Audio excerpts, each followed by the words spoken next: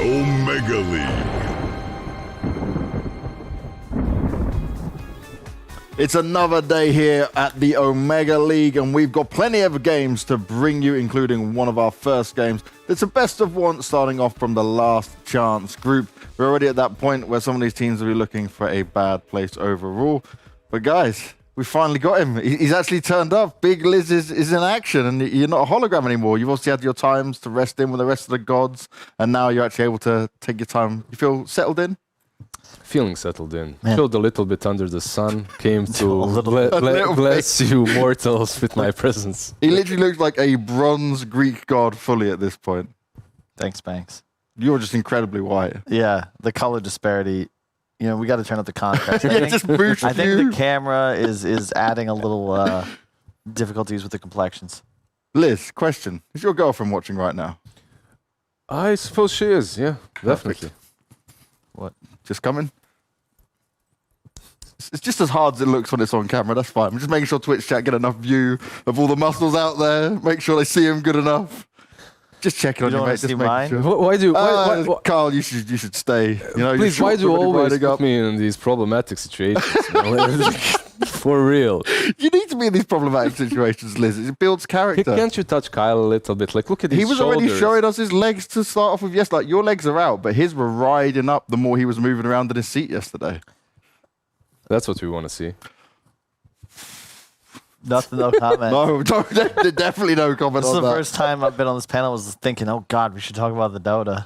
And this is the man that started. What were we 8 picks in before you started talking last time about the actual draft? 8, 7. But we were there. I think that it was just one of those games. There wasn't too much to analyze until those key picks came in late. Key picks, yeah, Yeah. of course. Different styles, different strokes, different folks. That's how it goes. really curious to see how these two teams play out, though, because you said it yourself, last chance. These teams literally haven't beaten anybody. Can they beat each other? Well, someone's got to win, right? So there's going to be one of them at least succeeding in this. My problem is it's a best of one when it comes to this, and neither team have shown us very successful or normal drafts throughout the rest of these matches, right? They've been very underwhelming. Extreme, when we went into it, their match, people were still pretty confident on them, and they were incredibly lackluster in a game which was the losers' match where they were supposed to have more of a chance. That's true. Yeah, they had some difficult opponents, right? Same goes for 5 comrades, 5 commies, but No, whoa. but you know what? Like I would actually give them a slight edge when it comes to a best of one, just because of one single player. That's Exotic Deer. You know him, right? Of course. And he's one of those guys that can really get you through a best of one with a cheese pick. He plays all these nasty heroes. He plays your brood mothers, your lone druids, whatnot. He had a really good Furion, too. That's what I remember him best for. They'd pick some hyper carry for Niche to play mid, and he'd rock some really tempo hero from the safe lane. But yeah, I think you're right. You could be wrong. Who knows, really? I'm just jealous. I can't. Man, when I lived in Florida for a while, you know, it was always warm, so you made sure not to skip leg day. You know what I mean? You went out there, you got some sun. Meanwhile, you know, pandemic, northern hemisphere, it's a little more difficult. I guess it was still in the northern hemisphere, but it's further north. You understand? I keep trying to tell you should come gym, but you're not down for it. Can't do it. Can't do it. Got to get the microchip. I mean, the vaccine first, and then it'll be safe. Yes, we're all waiting for that, right? That's It's gonna happen. Yeah, the Russians got it already. I heard. Don't worry. They just hold on to it, right? Wait to sell it out. I will say, Facebook is possibly, you know, I used to look at it as sort of the worst of the social medias, but it's really increasing its entertainment value the longer this thing stretches on. You ever? By stupidity? No. You just trust me. Everybody's got that like one guy you went to school with. No. But he's like really up to date with what's really happening, and he's sharing it with the world Like all the every day. conspiracy theories and everything. Oh, dude, it's so good. It's so good. Bill Gates apparently is the biggest villain for most of my elementary school right now. So Yeah. The worst ones I've seen is ones where they're literally saying that come mid-September, like, we're being isolated, coronavirus doesn't exist, and that we are going to be in a new reality that the world is going to instill in us from aliens. That I believe. That's not a conspiracy theory. We are in a No, simulation. in aliens, though. He was saying aliens. why Yes. Do not. I literally read the post and was like, I cannot be in this world anymore. This cannot be real. I don't want to live in it anymore. If it's going to be like this. No, But it isn't do end real, up Banks. Pretty crazy. You'll find out one day. Didn't You'll be you just walking through a normal day at work, and then someone will, out of nowhere, say, "Wake up, Banks! Wake up!" And it's up to you whether or not you listen. The signs are all there, man. They're all there. Neither of you two can convince me on this. I am not losing my sanity to this, especially not with you two on the panel. When I have to deal with him, it's bad enough. Nothing left to lose, Banks. Didn't you read the true. New York Times article about aliens and Area 50? To be fair, Oh, Come on. God. Oh, God. It's Here we the- go. Come on, The Kyle. signs are there. Man. yeah. I mean, there's a lot of stars out there. I'm not going to get into the math, but it's quite likely that there is some sort of life out there. And oh, look at that. We're hearing in our ears, lobby's going to be delayed. So who's going to get What the a penalty this shame. time, you know? They continue to not bother with themselves. We can have a look at our groups, though. We can see all the teams and where we're sat at the moment. We can have a catch-up on everything that's going on from start to finish of this. Go on, production. Throw it up for us. Kyle. Oh, That was a really lackluster snap. I Yeah. apologize. weakness. Even in your fingers. There we go. So it's pretty much as normal as what we expected, really, throughout this. Khan, you know, they did, in their opening game, Khan did better than we expected. Voldemort certainly proved us yesterday completely wrong, because no one was siding with them to start off with. Hey, they weren't by the end of the third book either, but you give it enough time. It'll be interesting to see how these teams, because this was BO3 these squads Yeah. lost, and the way this group stage works out, of course, is that 2 of these teams from the 16 playing will move up to D1. 2 teams will be eliminated. That's what this last chance group is all about. And not even about the prize money that we have in D2. It's more just about getting the practice in. 'Cause we got DPC leagues coming up soon.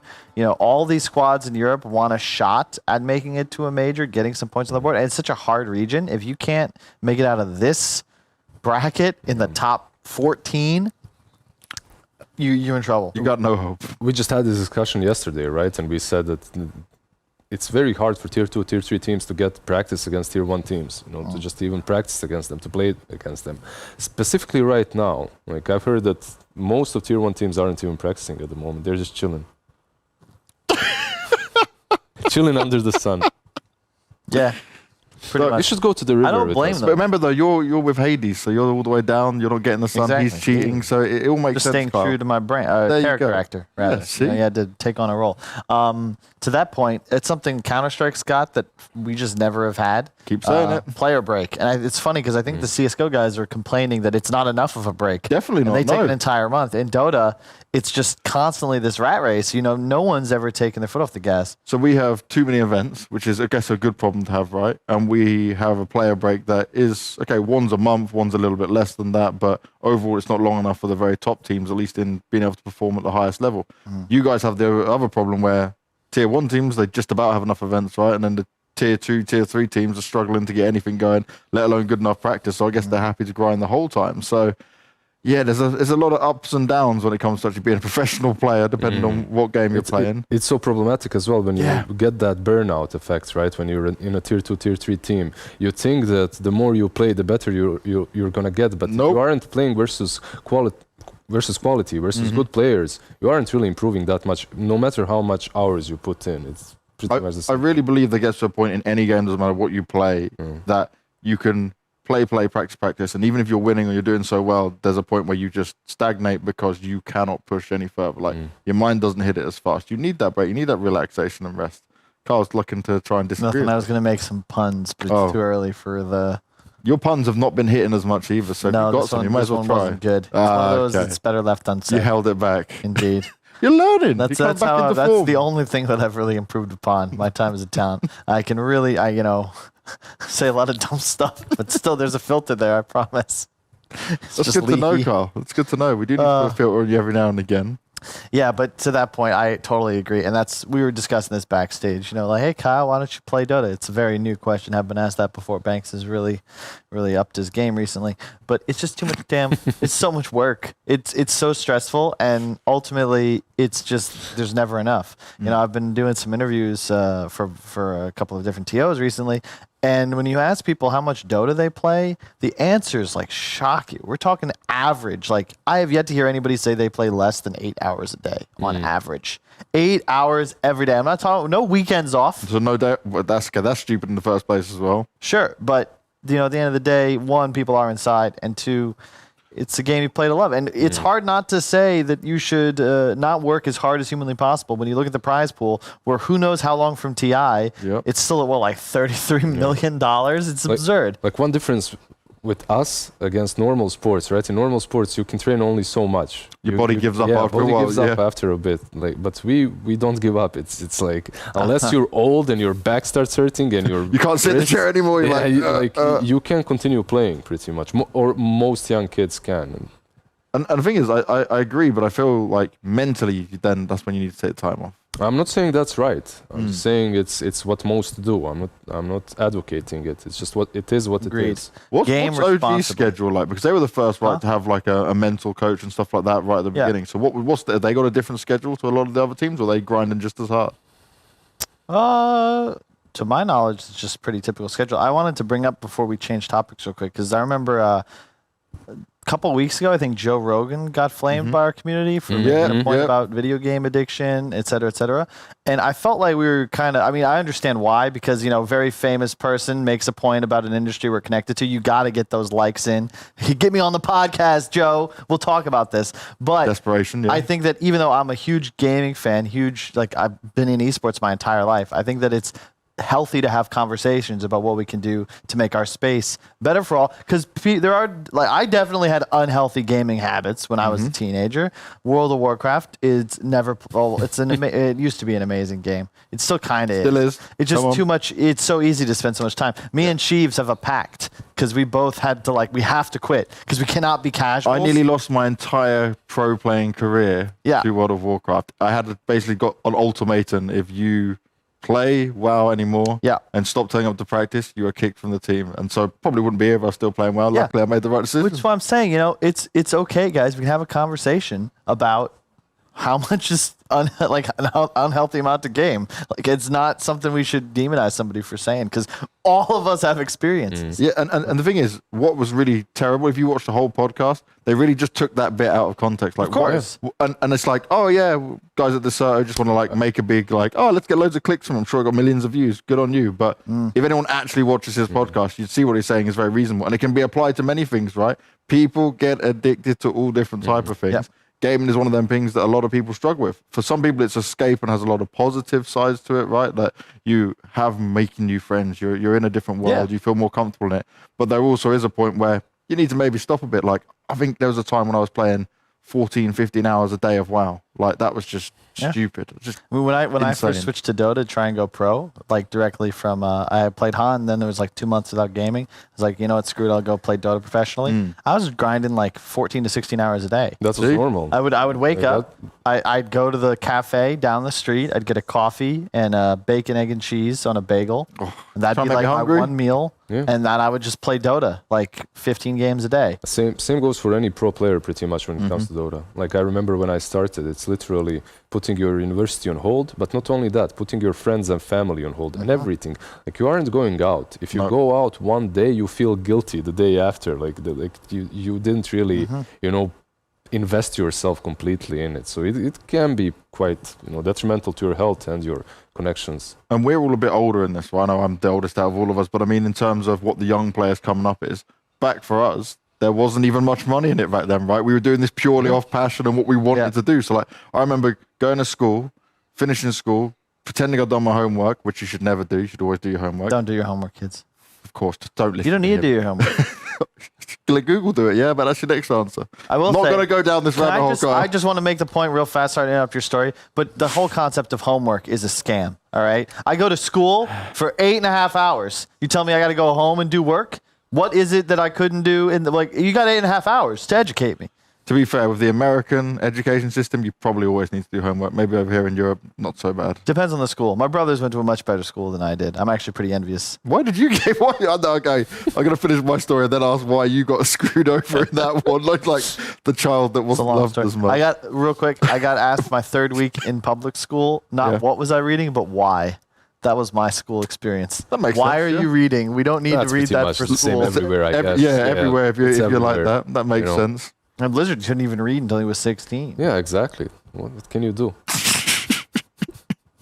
But he got by on his looks. That's what I mean. He didn't do homework. You don't need everything in life, It's very true. That's why we're all sat here talking about a video game, waiting for the lobby to start, including like some people can't even get the lobby to start correctly, Like, wonder why. very good at it. What do you know? Both these teams are 0-2, huh? Oh, yeah. How'd they get here? Makes 15 sense. minutes late, motherfucker.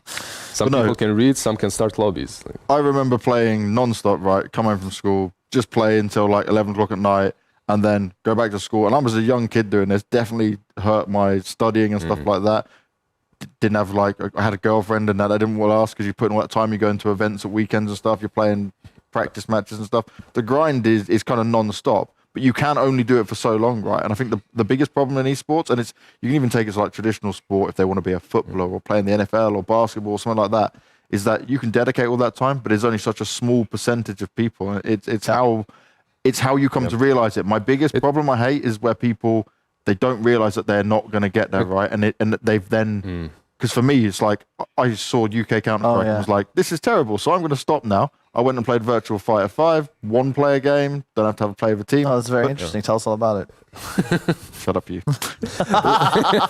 Look, it's very hard. Just, you can put the same effort in, and it depends on what your skill set is, right? It depends on how far you can push it. It's very hard to tell. It's very hard to tell someone like you can't make it. It's very hard to tell someone you don't have what it takes, right? That's the problem. I get DMs often like, hey, how can I become a pro? How can I become a caster? Don't do it. Blah, blah, blah. You just say and I'm just like, well, if you're going to ask me, you're probably not going to have what it takes. Like, you just do it. There's always that outlier, though, that was 1K a year ago, and now he's 6K. He's, even then, getting better. If he messaged you 1 year ago, you would tell him, you're 1K, you don't even try, right? That's what you would do. The thing is, he would give up. Behind. Yeah, I mean, even now, it's just tough. You look at even pretty much just all regions outside of EU.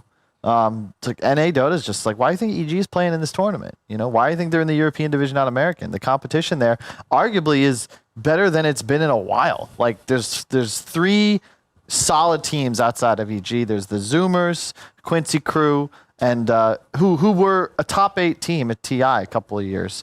Maybe what do you put this down to? What do you put this down to then for the NA side of things? It's just not enough younger talent coming up. There's not enough sponsor interest. We had a 12 to 24 hour period. Like the USC servers just weren't working, and just in general, just feels like the scene's been neglected. But you can't really blame them, I suppose. But what do I tell to like some 18-year-old kid that wants to be a pro Dota player in America when even like the best top teams win a tournament and it's like 20 grand for being top 5 in a region in America with South American competition as well.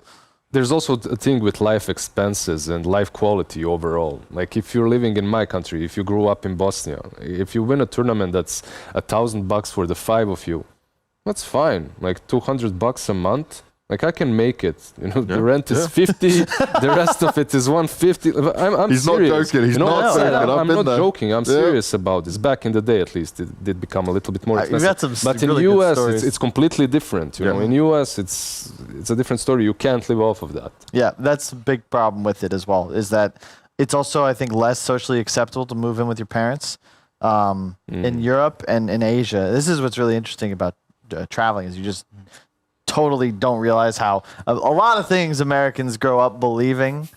You go around the world, you're like, wait a second, this isn't like I thought it was. Yeah. What the hell? And I'm not going to read the examples. But point is, you, as Lizard said, just don't have that same stuff. I wouldn't have been able to be a pro if I weren't able to like move back in with my parents on 2 different occasions. And it's like still not seen as socially acceptable, which is wild because that's a boss move, As long as you got your own room, I don't care if it's the basement. You live cheaper rent, help out the fam. Yeah, I think some people have this like shame idea that we must move out like when we're young and not go back in. But it actually, as long as you've got a good relationship with your parents or your family, no real problem with it, right? Agreed. You can do it as long as possible as well. You're saving money, you're winning, and then just don't rent and just go straight into buying a house. Yeah, I mean, realistically, most of the people watching at home are going to spend the majority of their adult lives in small apartments. Yeah. So, you know what? If you can live with some fam in a nice place, you're going to miss it. Really good if your mum makes you sandwiches and stuff as well. Oh my God. That's just the dream. I miss that so much about being at home and my grandma and that used life. to make me a sandwich. I'd take to lunch like my brown paper bag. Oh. Such a different culture though. Like in my country, on the Balkans, overall Serbia, Croatia as well, it's completely normal up to like 25, 26. Yeah. To keep on living and saving up, It's all down to you. Like if you want to move out, if you want to move out, you can, but no one is going to really pressure you and make you feel bad about it. Same for me. Like you don't like. We come from a council estate, so you just call them like the ghettos within London. And like my parents had never ever said, "Oh, you need to move out, never need to go anywhere." It was basically like, do your best and earn as much money as you can, and save as much money as you can to get out of the so situation. We should have a draft. It's finally happening. Oh hell there yes. we go. We're getting into it. Whew. Just for best of what it took so long. By the way, the technical issues supposedly were just on the Dota side of things. So that never happens. Yeah, never. I mean, I'm sure it's just the game is still in beta after all. How much was that compendium prize pull at? I got 100 million. No problems. I love how the first panel we get where Lizard's actually here, we went back into podcast mode straight away. Just had to happen with you, didn't it? It's instantly we're on it again. It's fine, it was smooth. Venomancer avoids Shaker Revenge. Alright, interesting. 5 comrades instantly opening with some toxicity on their side. Like, what do you think about the Venom overall? He's been picked quite a lot and banned. Oh yeah, top tier pick so far. Very good observation, Lizard. Indeed, how do you feel? Why do you think that is? Well. I love it. Just smile and ask you this question like you got no idea. Some teams. It's very good in this case because you're playing against an Earth Shaker. We saw it's the same concept as why it's so good against Sand King. We talked about the other day. You just plant this triangle. You just secure your position. Place a ward on some high grounds. You'll cancel Blink effectively. Kind of forces the Shaker to go for an Ags build because you just can't reliably Blink Initiate against Veno. And in addition, I think it's just the way that you can build the hero is always changing. It can be your tank. It can be a source of physical damage. You can build for magic damage. It can be any role. It can be any lane. Yep. It's always going to be effective, and ultimately it does high damage and provides structure damage. Interesting that they ban out the Morphling as well when they have the Venomancer. Like when they did the first changes. Like I understand it now. Morph is really strong, but at the beginning when they made the changes to Poison Sting and everything, I thought Veno Vessel is the ultimate counter to Morphling. That's a really good point, because it's all with that change. Veno is one of, I think it's only Degen Aura. Yeah. It's Veno Sting and it's Vessel. They're the only things that decrease healing and regen. So that's like a mechanic you literally can't replace. Thus, the hero is going to be high value. Vengeful here on the other side, if we talk about the Shaker and Venge, what positive sides we can see for them is you have this Vengeful that's really good versus the Void already, right? You have that swap. Oh, sorry, it's Heartstopper Aura, not Degen Field. I've been playing too much Aghanim's. Sounds like you're playing way too much Aghanim. Definitely. It's one of the more annoying ones to deal with. But yeah, the Rubik's just also solid here because it covers the Veno. I like the LC pick. You can dispel the Gale and the Poison Sting off yourself. It makes a Veno 5 effectively worthless, and I do hope that they put it somewhere else now because of but that. they have Timber as well. They could possibly put the Timber mid, right? And then Vengeful, and then Venomancer offlane, but yeah. It looks like the LC definitely helps out quite a lot in the laning stage. I've seen a lot of these Veno players, they just stick with the wards instead. They go Poison Sting and Plague Wards and that's it. But if you're a position 5 and you're going for a build without a Gale, it just feels bad. Like you're not utilizing the hero really well. So maybe they can switch up the lanes a little bit, or maybe dodge the LC completely with Veno Void going somewhere else. Oh, Medusa, wow. All right. Wow, so much emotion. I'm amused. They have picked, recently they've picked a lot of these drafts in which they have this one big core that they need to protect, and they failed. Like so far they didn't manage to do that, but they're sticking to their guns. They're playing the same kind of a playstyle. I can't take you seriously right now. I don't know why. Oh my god. Because he really does look like a Greek god. Why does it feel like it's so damn early in the morning? I think this podcast really sidetracked me. Probably did. Indeed. You've been easily sidetracked recently, Kyle. I will say this is a very solid and very G-like draft. You got old school players on the squad. Makes sense to go with some old school concepts because LC Deuce Avenge is something OG was running back when Fly was still even on the team.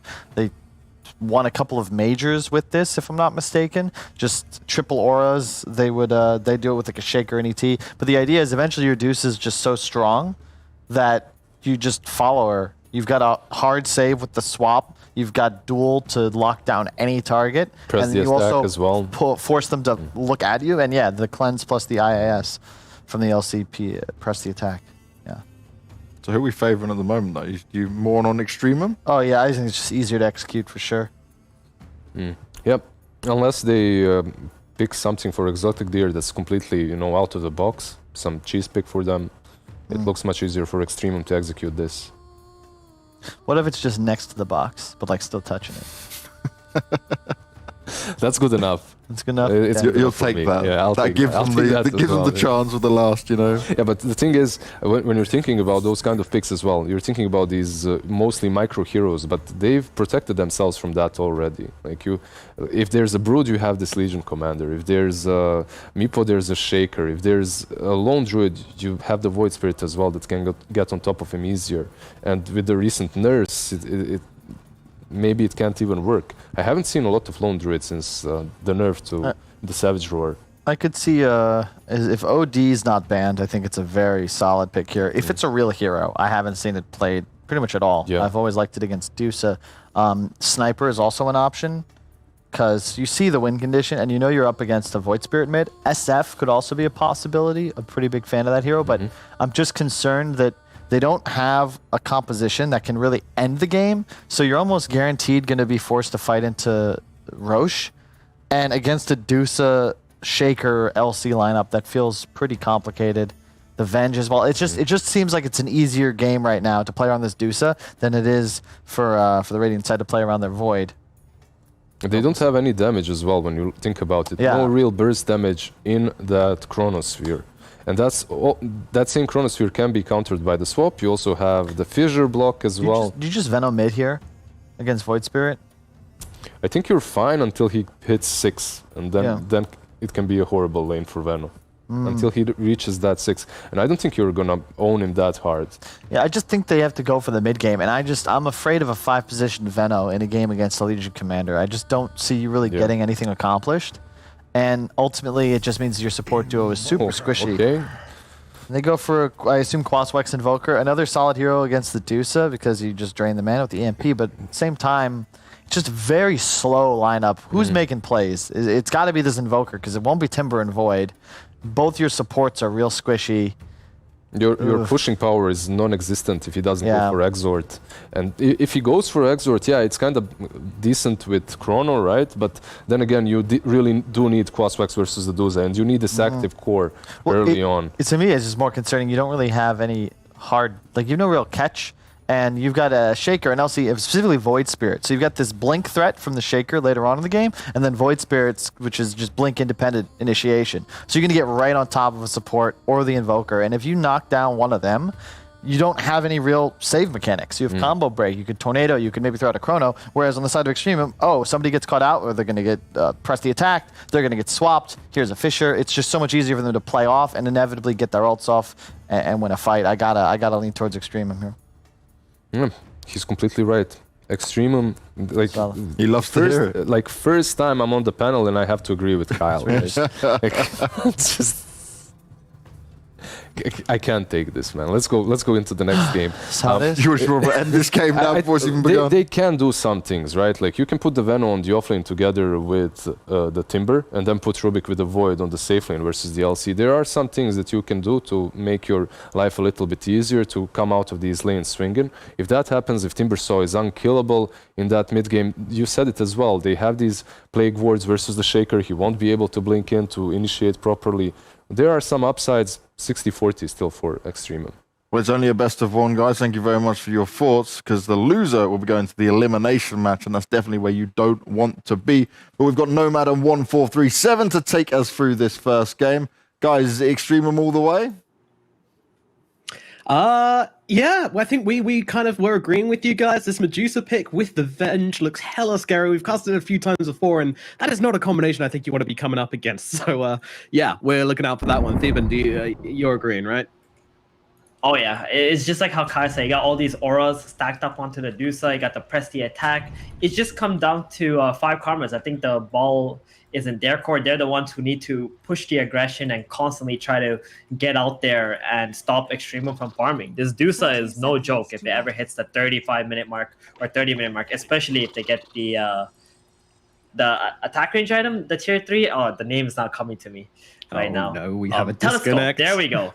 We have a disconnect already, Theban. We spent a long time waiting for this lobby, and now I've got someone dropping out, but we'll wait for them to reconnect. But yeah, I mean, when you drop down to this losers group here, this is an entirely new group created out of all the bottom places throughout the rest of the tournament. Only 2 people are going to be going home from this. So this is when you really need to pull it together. You're in a best of 1 situation. The pressure is on. 5 comrades. You put yourself in this kind of very tricky, but not impossible to execute draft. What are the good things about the 5 comrades draft then? What do you see could work well for them? Well, they have 5 heroes who are really good at coming into the fights early in the game. The Timbersaw especially, I think he's going to have a good lane regardless of who he matches up against, unless he starts to make a lot of mistakes. And then the Dusa does need to sit in the triangle area, around the mid area for like a solid 5 to maybe 8 minutes before she's fight ready. So during that time, I think 5 comrades, they got to put the pressure. They got to take this mid tower. They got to invade that triangle, stop the Dusa from farming. And if they can somehow kick the Dusa out of that area, make her start farming side lanes where it's a lot more dangerous for her and she can actually get picked off, I think they can slow down her farm just enough where they can build onto that lead. On 5 comrades. But that's a lot to ask for, honestly. Like, you don't want to be in that position where you need to keep on playing aggressively non-stop in the game, because if you even make one mistake, this Dusa, she's just going to get out of hand, and they got so many auras and so many buffs that can be added onto this Dusa later in the game that she's going to become unkillable, I think. Yeah, that is the scary part, the 4 protect 1, but that one can be made vulnerable. You know, they do have the Chronosphere, they do have a bit to try and bring it down, but yeah, I mean, they're certainly not short of saves on the side of Extremum, which is one of the reasons why we are scared about this. But who does actually farm faster, especially with the Void recently going for these Midas builds? Is that going to be enough to allow the Void to at least keep up with the Medusa, or is he still going to be too far behind? Well, he's going to keep up with the Dusa by fighting. He needs to fight. He needs to get kills on the map. He needs to get some assists or kill gold, whatever. And then he needs to farm once his Chrono's on cooldown. But if he just tries to go into a farm war against Dusa, where he just plays very passively and not actively looking at playing or taking farm away from the Dusa, I think he's going to lose that battle for sure. Like, there's not many heroes that can actually farm fast at Dusa. Dusa might even be the fastest farming hero in the game if you just let her do her thing. Yeah, let it hit them creeps. One thing I want to point out quickly is that the Earthshaker has actually bought a smoke already out to himself. So this is implying that he's going to go for a very, very early rotation, maybe on that middle lane. Does this surprise you? You know, it's Invoker, right? Yeah. It's not. It's not really normal to do this. It could be also he's like holding this smoke so that they can get more smokes out for later. But if he does make a play on mid, it's definitely possible. The Invoker has very low movement speed. Void Spirit really good at dishing out damage in the early stage, especially at level 3. So we'll see what he actually does with this smoke. I think he's going to look at the creep equilibrium and play off that. But right now, the Legion Commander has like a double wave. This is one of the strengths of Earthshaker with the fissure blocks and such. You can build this big wave going to your opponent. So the early waves, you're not really being contested. With the Legion Commander, you can see now she's already level 2.5. Pretty much got every single creep on this top lane. Yeah, this is like the time where you really want to be pressuring heroes. So this Legion's going to have a good game for sure. Yeah, for sure. They really cannot pressure this Legion particularly hard here, and I don't think she's going to feel in much danger at all. And this is a dream lane for a Shaker as well. You know, Shaker doesn't want to be this guy sitting in lane, harassing, taking XP. He just wants to go and mess, you know, block the pull camps himself, maybe get some cheeky fissures out here and there if needs be, but he doesn't actually want to show up in this lane at all, really. It might leave him low on XP, but that is your job as a position 4, and this Legion is going to be very happy because of it. And there we go, just press the attack off that Fade Bolt. Easy peasy. Meanwhile, down in the bottom lane, we've got the Medusa and we've got the Vengeful Spirit versus the Venomancer and the Timbersaw. Currently, things looking not great for the Medusa to start things off. They're doing a decent job putting on a bit of pressure. Yeah, this is going to get much harder for the Medusa too once the Timbersaw gets that level 2 reactive armor. Oh, he's in trouble. Going for the TP out here, and G will be successful. Meanwhile, that by Llama just getting right-clicked by Nefrit, but Nefrit unable to close the gap and won't find that kill. So we'll even in the bottom lane as they continue to just kind of brawl, and no one's really hitting that many creeps, to be honest. We're 8-2 and 5-3 compared to the top lane where we're 12-1 and 11-2. Mid. Oh, the Dark, so very low, but he is going to get away with this. Yeah, he didn't use the smoke here, but you can see the idea for the Earthshaker. He stood around top, he blocked the camps twice, and then he started rotating mid. He knows at this point the Legion doesn't need any help whatsoever, especially considering it's a Rubik position, like as a support with the Faceless Void. So there's going to be a lot of pressure out on this Invoker here. Bottom lane Snake nearly finishes the job. They need a couple more right clicks. G trying to close the gap, but isn't able to do so. And the Blaze guy's are going to keep on farming up. He's just going to ignore his Veno, who's just popping these salves, chugging them down like a madman in this lane as they continually try to get kills, but not doing so just yet. Yeah, this Venge has to get this lane back.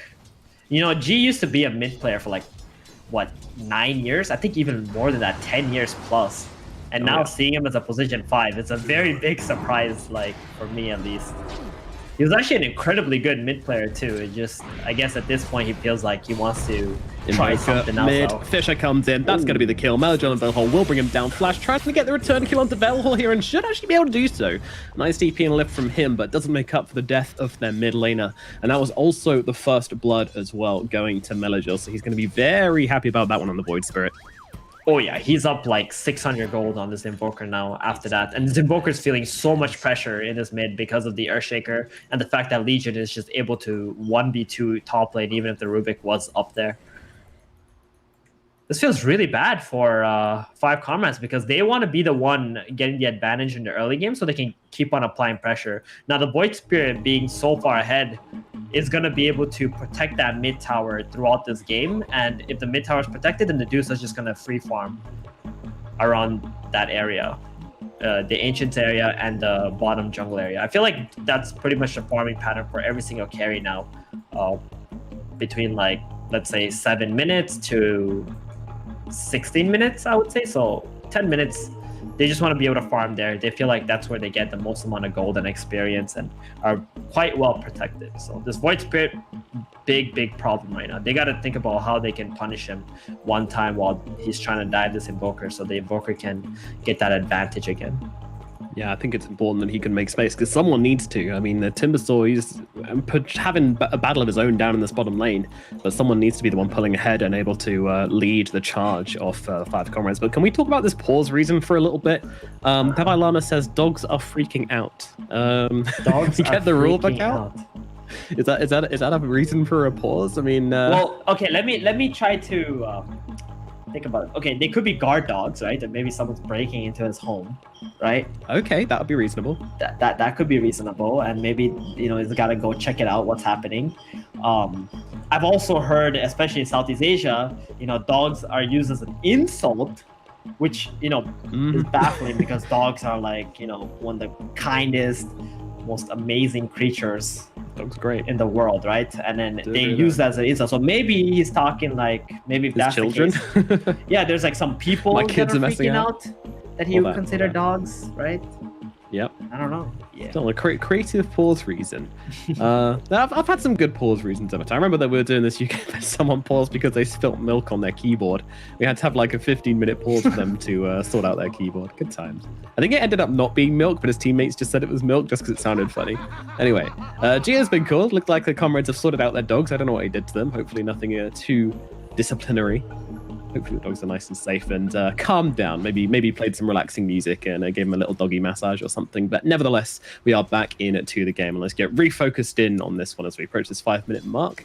And currently, nothing going extremely bad or extremely well. I mean, Legion's kind of started to fall behind a little bit in this top lane, which is kind of surprising. I thought she'd be able to pressure the Void very well, especially the fact that they're kind of just 1 versus 1 for a while. So Rubik and Shaker have been busy in the mid quite a lot, but the Void's doing pretty well for himself.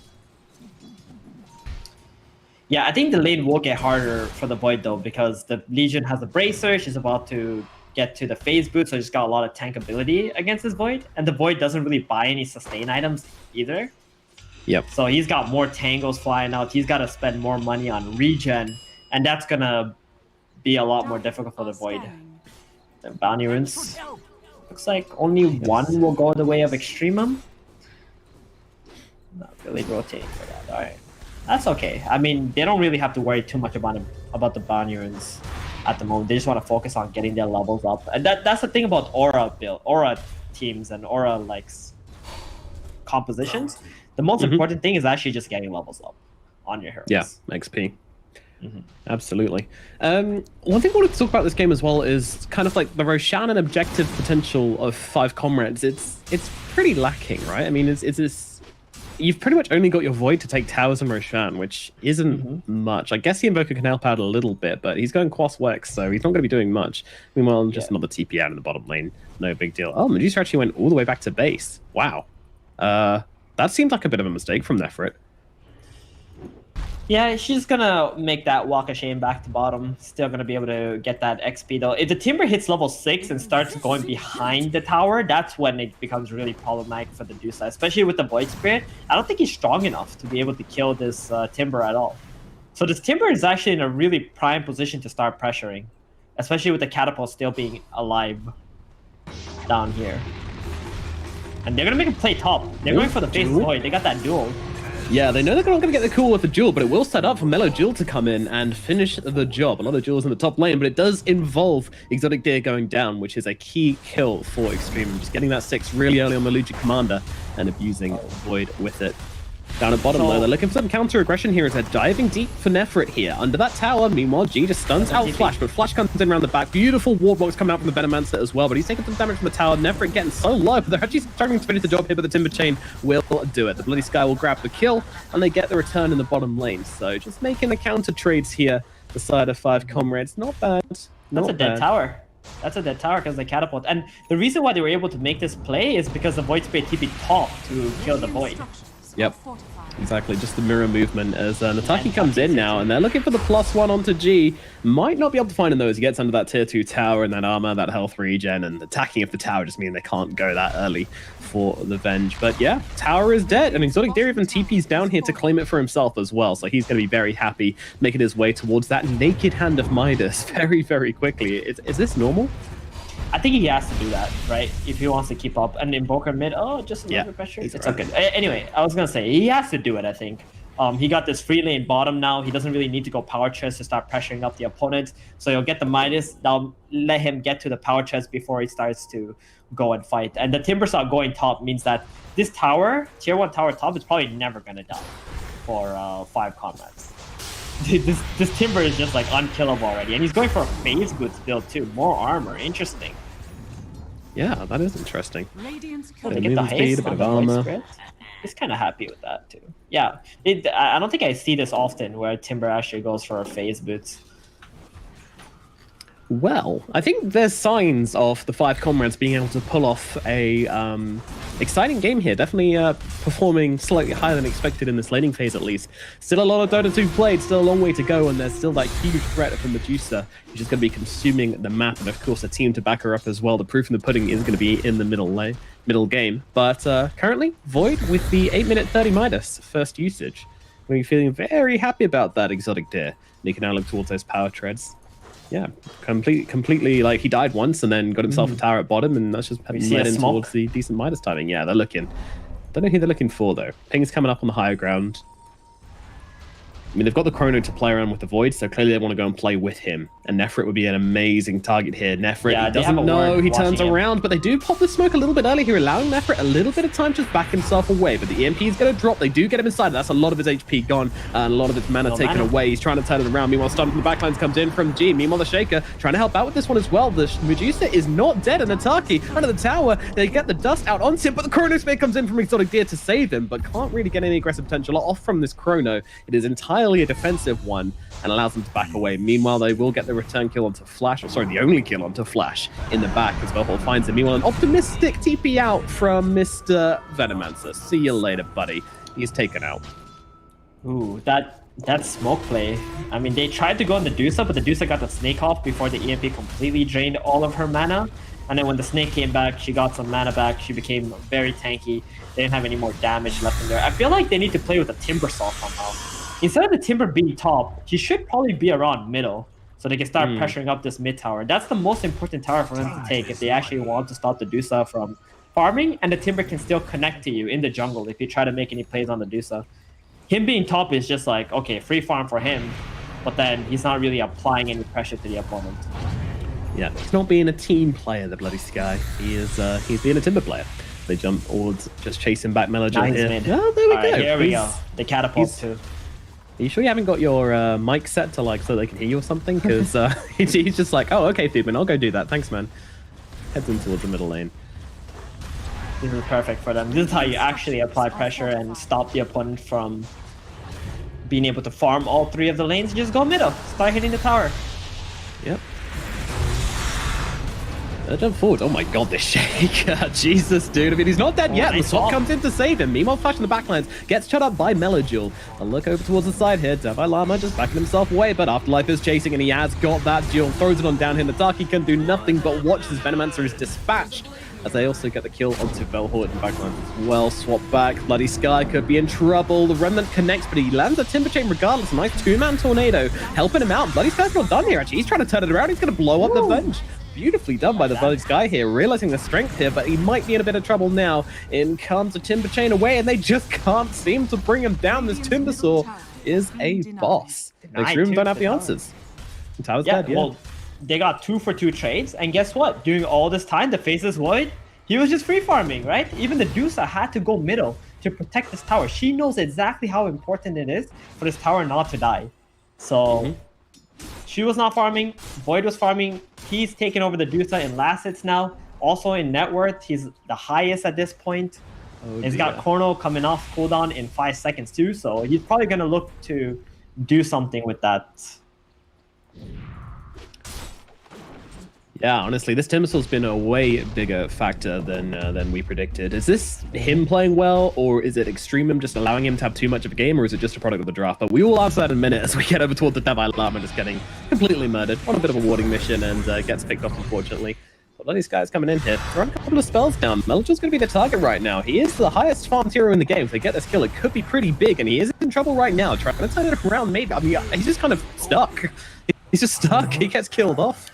I don't know what he's doing here. I mean, this is the highest net worth hero on the side of the Radiant, and he is having very little game impact right now. Yeah, I think this is a product of Radiant's draft needing a lot of levels before they're actually useful. Think about it. Earthshaker needs a Blink Dagger, and he needs max level of Aftershock before he is extremely impactful. Vengeful Spirit needs her auras maxed out, Terror maxed out, and Dusa needs quite a few items, plus the bench to have all those levels up before she's in any fighting condition. On the side of 5 Comrades, they can do whatever they want right now. They got the Timbersaw, who's very tanky.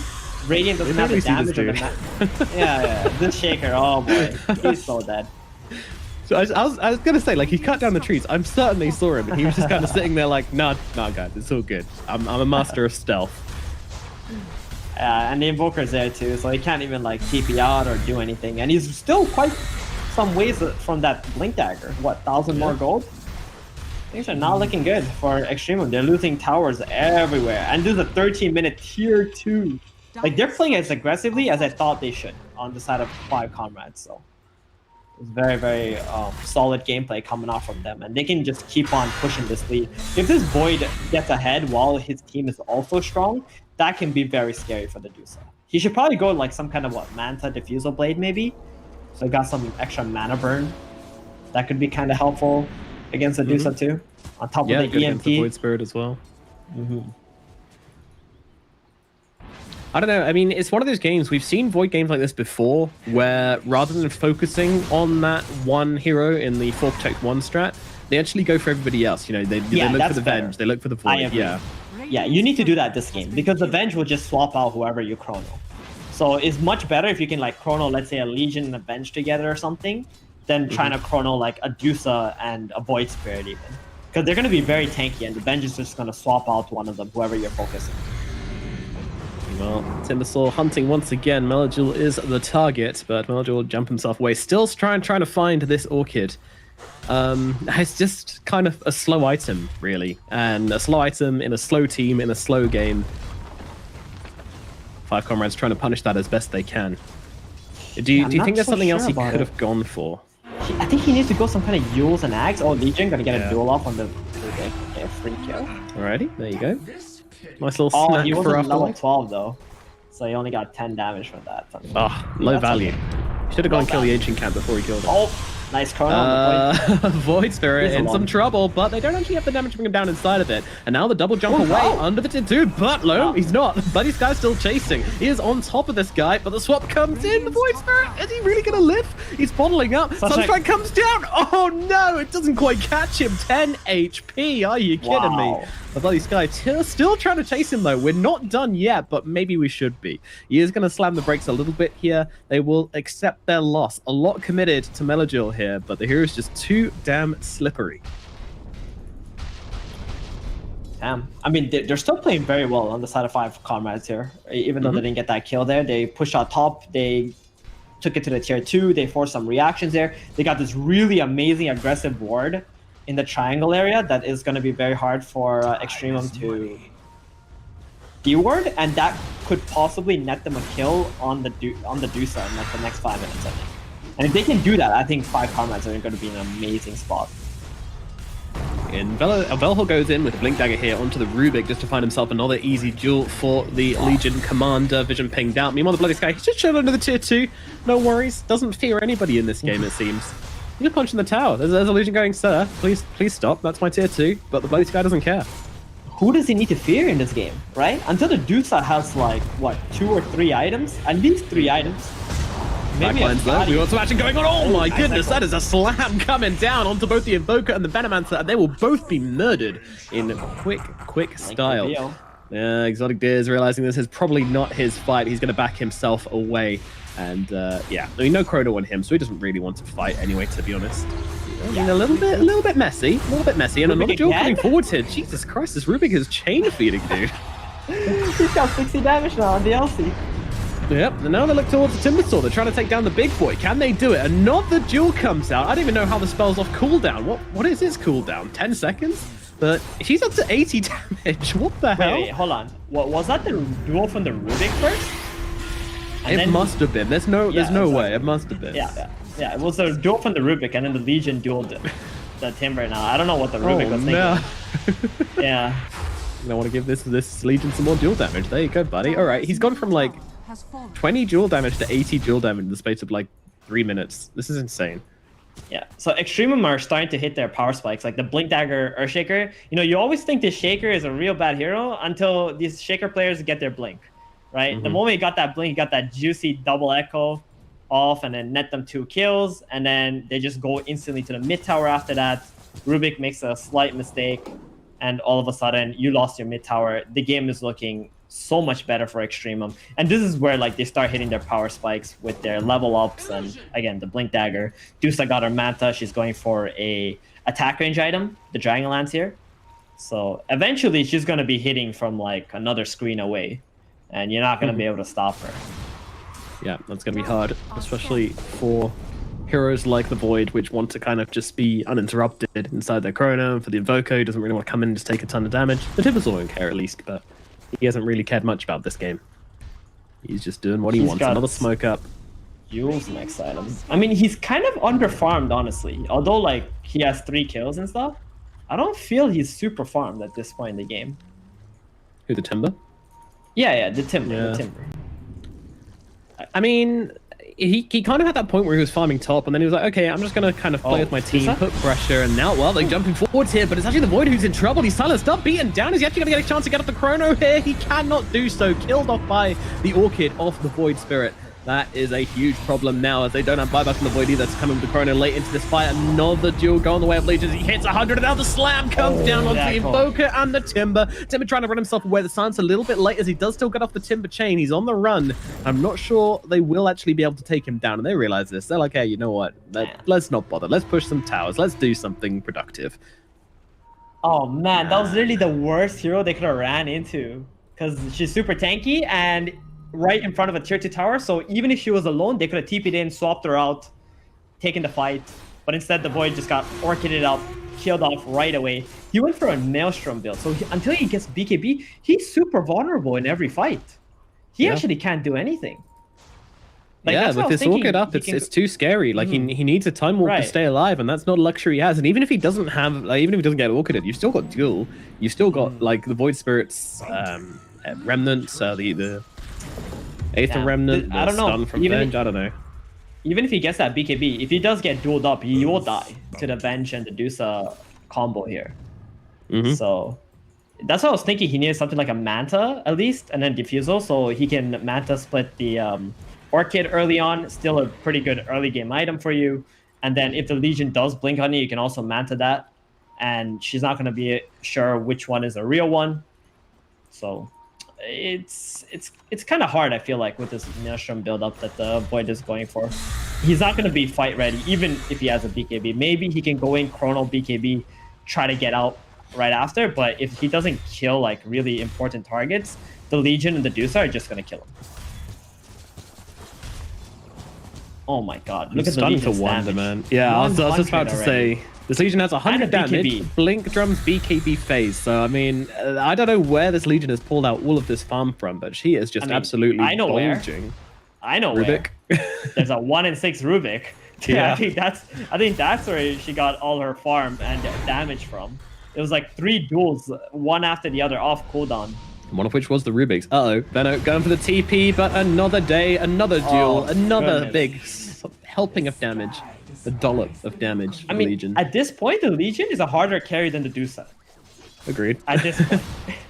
So, the Venge is like, all right, Dusa, friendship with you has ended.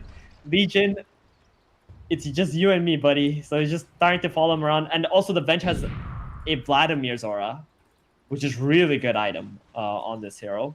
Yep. They're looking for that telescope for the tier 3. If they can get a telescope in this game, I feel like this game is just sealed for Extreme. Yeah. That's gonna be huge. It's like so different how the lineup will play with the telescope and without it. Yeah, the cast range, attack range, as you mentioned before, very, very important. But I mean, this Legion, I mean, I know we're going on about it a bit, but when he's around the Venge with the Vengeance Aura and with the Vlads, he's getting close to 400 damage. This is 22 minutes into the game, guys. This isn't normal. Beast mode Legion. Terrifying stuff. It's absolutely terrifying. They've got Bloody Sky kind of. Oh no, they're going for him right now, blinking, but no, he gets a time walk away. How do you know? Because of Dusa? I don't know, man. He's just a Jedi. Well, unfortunately, Tim Saw is getting his truffles a little bit ruffled here, and he's gonna get chopped up and served up for dinner. See you later, buddy. Dude, that Timber just melted. Yeah. Oh, that guy used to sit on the tier 2s. Dire's Yeah. top tower has fallen. I remember when he used to sit on the tier 2s. Gone are the days.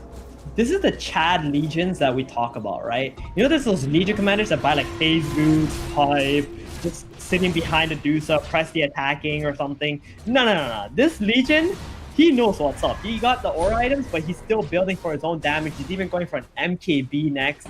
He knows he's the one who's going to carry this game, or at least be able to solo kill whoever he duels up. I'm actually kind of tilted because this is what every single one of my offlaners in pubs tries to be.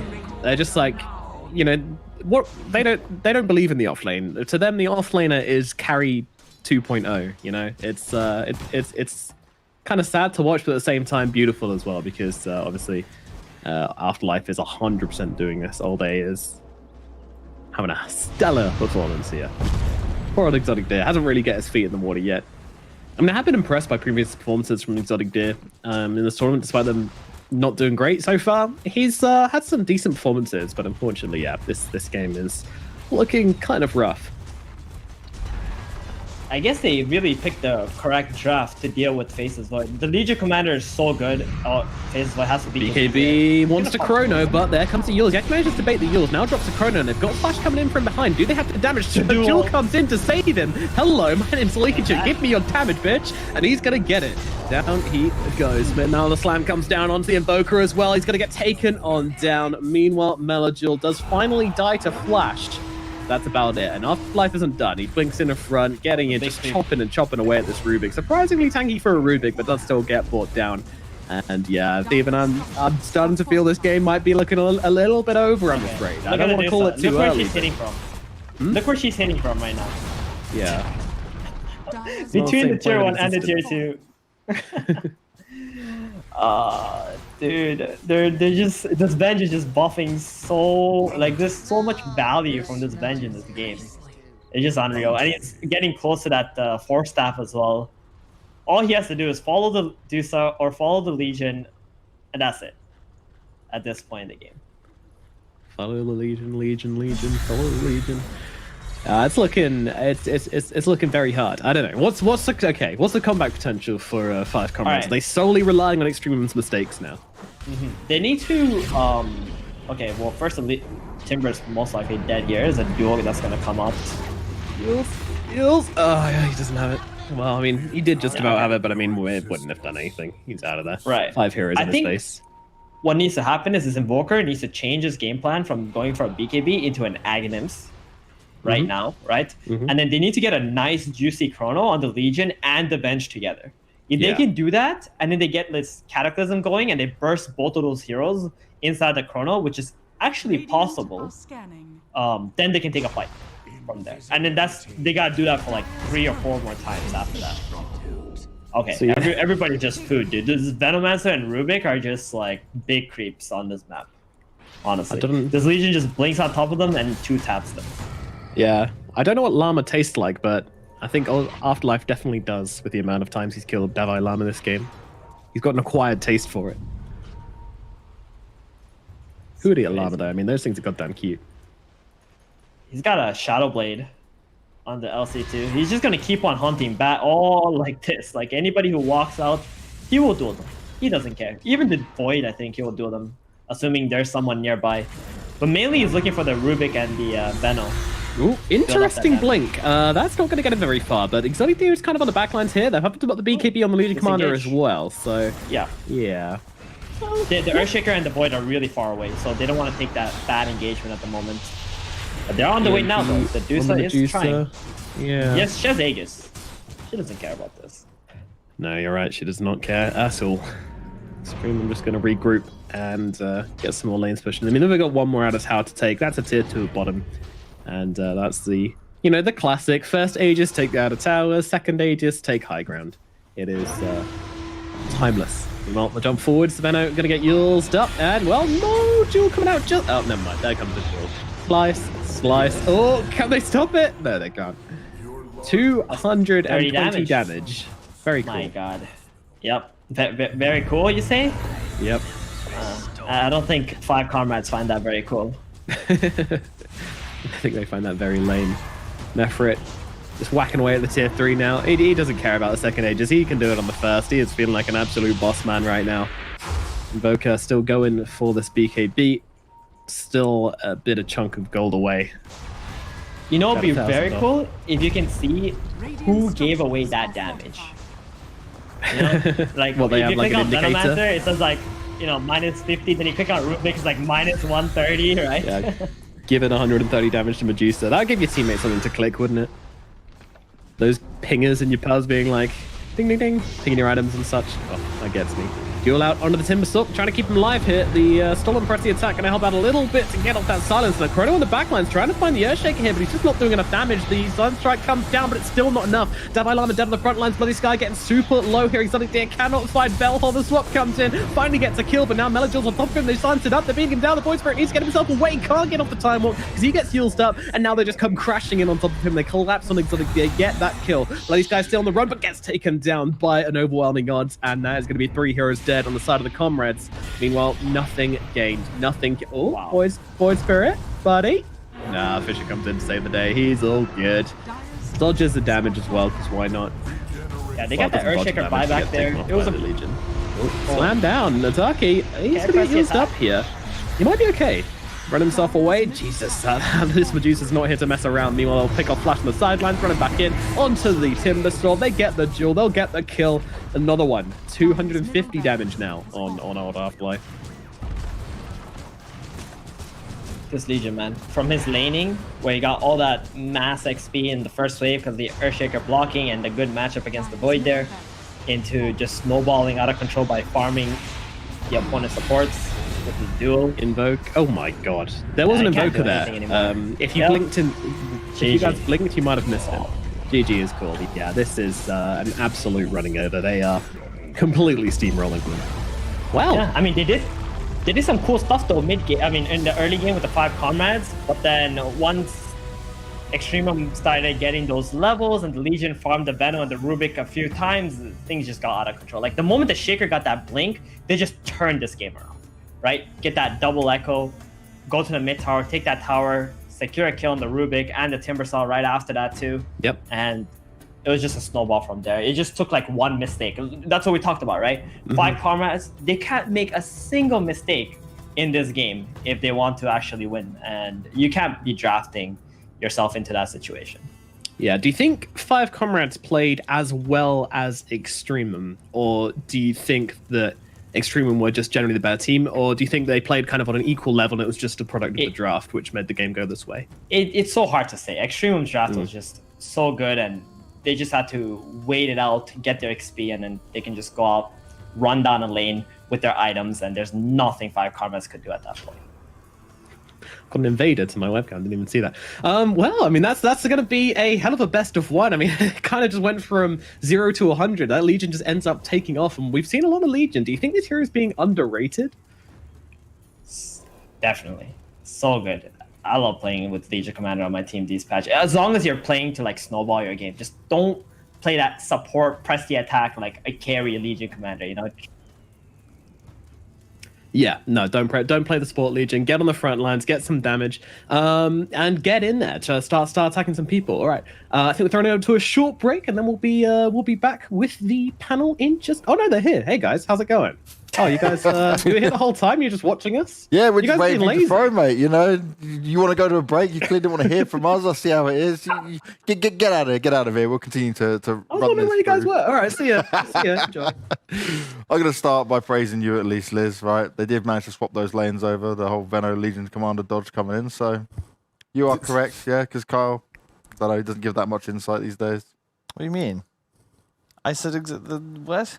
I don't remember you saying it, so I just remember Liz. He I agreed. said it. He agreed. I It's the agree. Same thing. Yeah. It's the same thing. What? But it didn't really. It's like a tag team right It didn't now. really help them anyway. It's fine. It's fine. Like overall, you were right, Kyle. You can relax. It's fine. That's what's important. Yeah. That's the disclaimer I needed to hear. Oh, okay. And yeah, Break the I ego. agree with what Theben was saying as well. Like LC, again, going back historically, whenever you have like a spread damage carry like Dusa, now you're giving it attack speed, damage, range. This game gets easy. It looked a little spooky at first. The Timber was pretty strong, but then he dies twice, and you're like, oh, well, this one's in the books. I expected them to really attack that tier 1 on the mid lane a little bit earlier, right? Yeah. But it took them a while. They defended it really well. And also, Void Spirit was completely online for the whole game. Yeah, you needed to wait for the Shaker perhaps a little bit to get his Blink Dagger, but really all the holes were covered by the Void Spirit. He was just there. He was there making space and getting his team through to those important Titan timings. I feel like I'm missing some kind of like a love party He's- here or he's something. just- He's just looking at you smiling. Like any slight, yeah, just I can't do. You got something you guys want to tell us, you know? I don't know what you're talking about, Banks. No idea. I It's also fine. don't know about some of these. Something that boggles my mind when we watch like not tier 1 but like these tier 2 teams knock out each other is just the drafting patterns just like don't really make too much sense to me. I think that the reason we both favored that LC Venge Deuce draft is because it's just solid. Like this concept of damage amplification is straight up winning teams TI. OG twice in a row. You know, multiplicative ways of modifying damage, whether it's stacking reduction or stacking amp. And you have this draft with like, yeah, you've got Timber, you've got Void, but there's no real synergy here. Like maybe level 20 plus Invoker, suddenly Alacrity becomes a threat, sure. But mid-game, there's no bolstering. And Rubik Venno just kind of accomplished the same thing as a support duo. And yeah, you're hamstrung. You're handcuffed. The way that 5 comrades started drafting, it felt like they don't necessarily have a big plan, but they have these meta heroes in Venno, right? And it's something that they like to draft before, like Venno Undying or something like that. And then they just stuck to this idea that might have worked before, but if you open up with it this early on and people have had the chance to look in your previous drafts and adapt to it, it's not going to work again. Totally. He's just agreeing again. Yeah. Liz, you're doing so well here right now. Carl's going to agree with the whole way through. But 5 comrades now find themselves down in the elimination match, right? They've got one more best of 1 if they even want to have a chance of making it into Divine. It's not looking good for these guys at all, but do you have some hope for them? Do you see some signs of life? Do you see positives in what they do? Because it's been pretty lackluster on these games. It's just going to come down to the drafting. It's tough to improve on such short notice. But, you know, anything is possible, Banks. That doesn't sound It is. very reassuring, No, does it? it was like slightly positive, like Yeah. then just straight back down. Extremum, you at least were right. An extremely good performance. I'll give you that one. It didn't sound as terrible as it actually was.